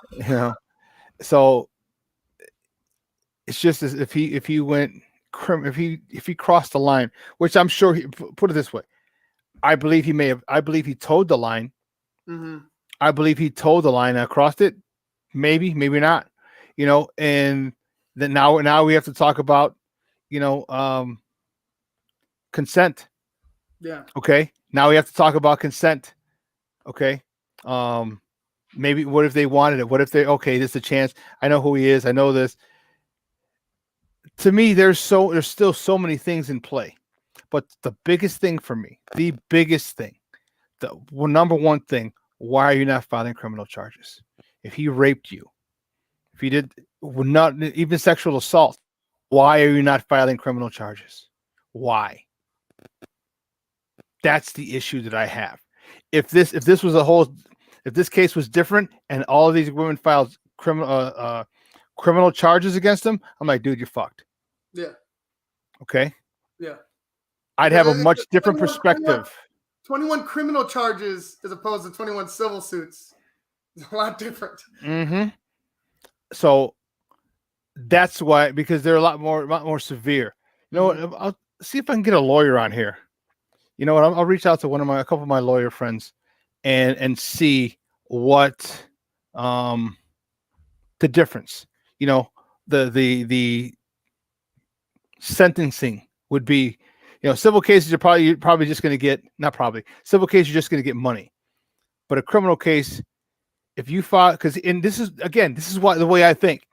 If you file a criminal charge and it's found to be false, he can turn around and sue you and you can be thrown in jail for filing for false charges, for claiming false charges. I don't think they want to put their ass on the line like that. Mm-hmm. That's me personally, because again, I am not going to sue you criminally. If someone violates me and I have a chance to sue them criminally, I'm not going to settle for civilly. None. Especially if you invade and violate my body. No. Mm-hmm. No way. You ask anybody.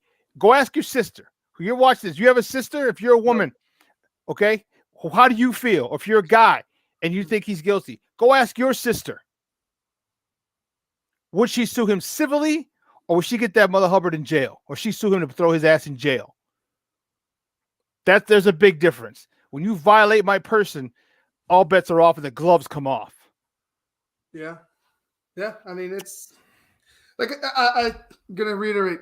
Let's get to the case. Let's get to what the facts are. Because the more they parade it out in the media, it's just, like I said, the image builds up and it could be a false one. Like there's no doubt in my mind that Shawn was probably getting freaky. But what was there a line? Did she say no? Did you do something that was egregious to her that she wasn't ready for or had told you not to do? Like, what was done? You know what I mean? What was done? Because I don't know. Right now, there's an you can do nothing but create an image of what he did, and you don't know what the hell he did, and that's not right. Yeah, I agree. So we're going to see how it plays out. One last thing. The Atlanta Falcons have made it known that they're going to make the number 4 pick available in the NFL draft, the pick that they hold. If you're the Bears, you go after the number 4 pick? This leaves this and the Russell Wilson situation can go hand in hand. Mhm. Okay, if you want a specific quarterback, Seattle, who do you want at number 4? Okay, Trevor Lawrence is going to be gone. Okay, did you want a Justin Fields? Okay, not sure who else is going to be there. But if you wanted a Trey Lance at number 4, have the Bears go up and get it. You get Trey Lance. We give you Trey Lance. We give you Andy Dalton. You give us Russell Wilson. This possibility is still in play. If you're the Bears and you want to go get your franchise quarterback, Ivan, you go up and make that move, transfer and trade for that number 4 pick. I mean, the move's just going to be the same as the Russell Wilson offer. You're going to have the Russell Wilson offer for maybe nothing, and not saying that the player is like nothing, but maybe they're not the player that you thought they were. But to trade for to give up that capital, have the number 2 pick or have the number 4 pick, and then go and trade for Russell Wilson like that. I mean, I feel like it's going to be more than just the potential QB of the future. Like you don't know what that quarterback could do when you have a Russell Wilson in hand. You know what I'm saying? Like, you don't know if Justin Fields is going to turn into and he may. You don't know if he'll turn into a promising. You don't know if Zach Wilson is going to be the guy. Even Trevor Lawrence could come out and be Ryan Leaf for all we know. So for me, it all depends, man. Like it all depends on which way the Seahawks want to go. You know what I mean? Which way the Seahawks want to go? Is that relationship completely over? Is there no amends? Then yeah, I could say the Bears have a good shot at going ahead and giving up capital. But with the capital that you'll have to give up to get to 4, what capital are you going to have to give up to get Russell Wilson? Because I know it's going to be more than 1 pick.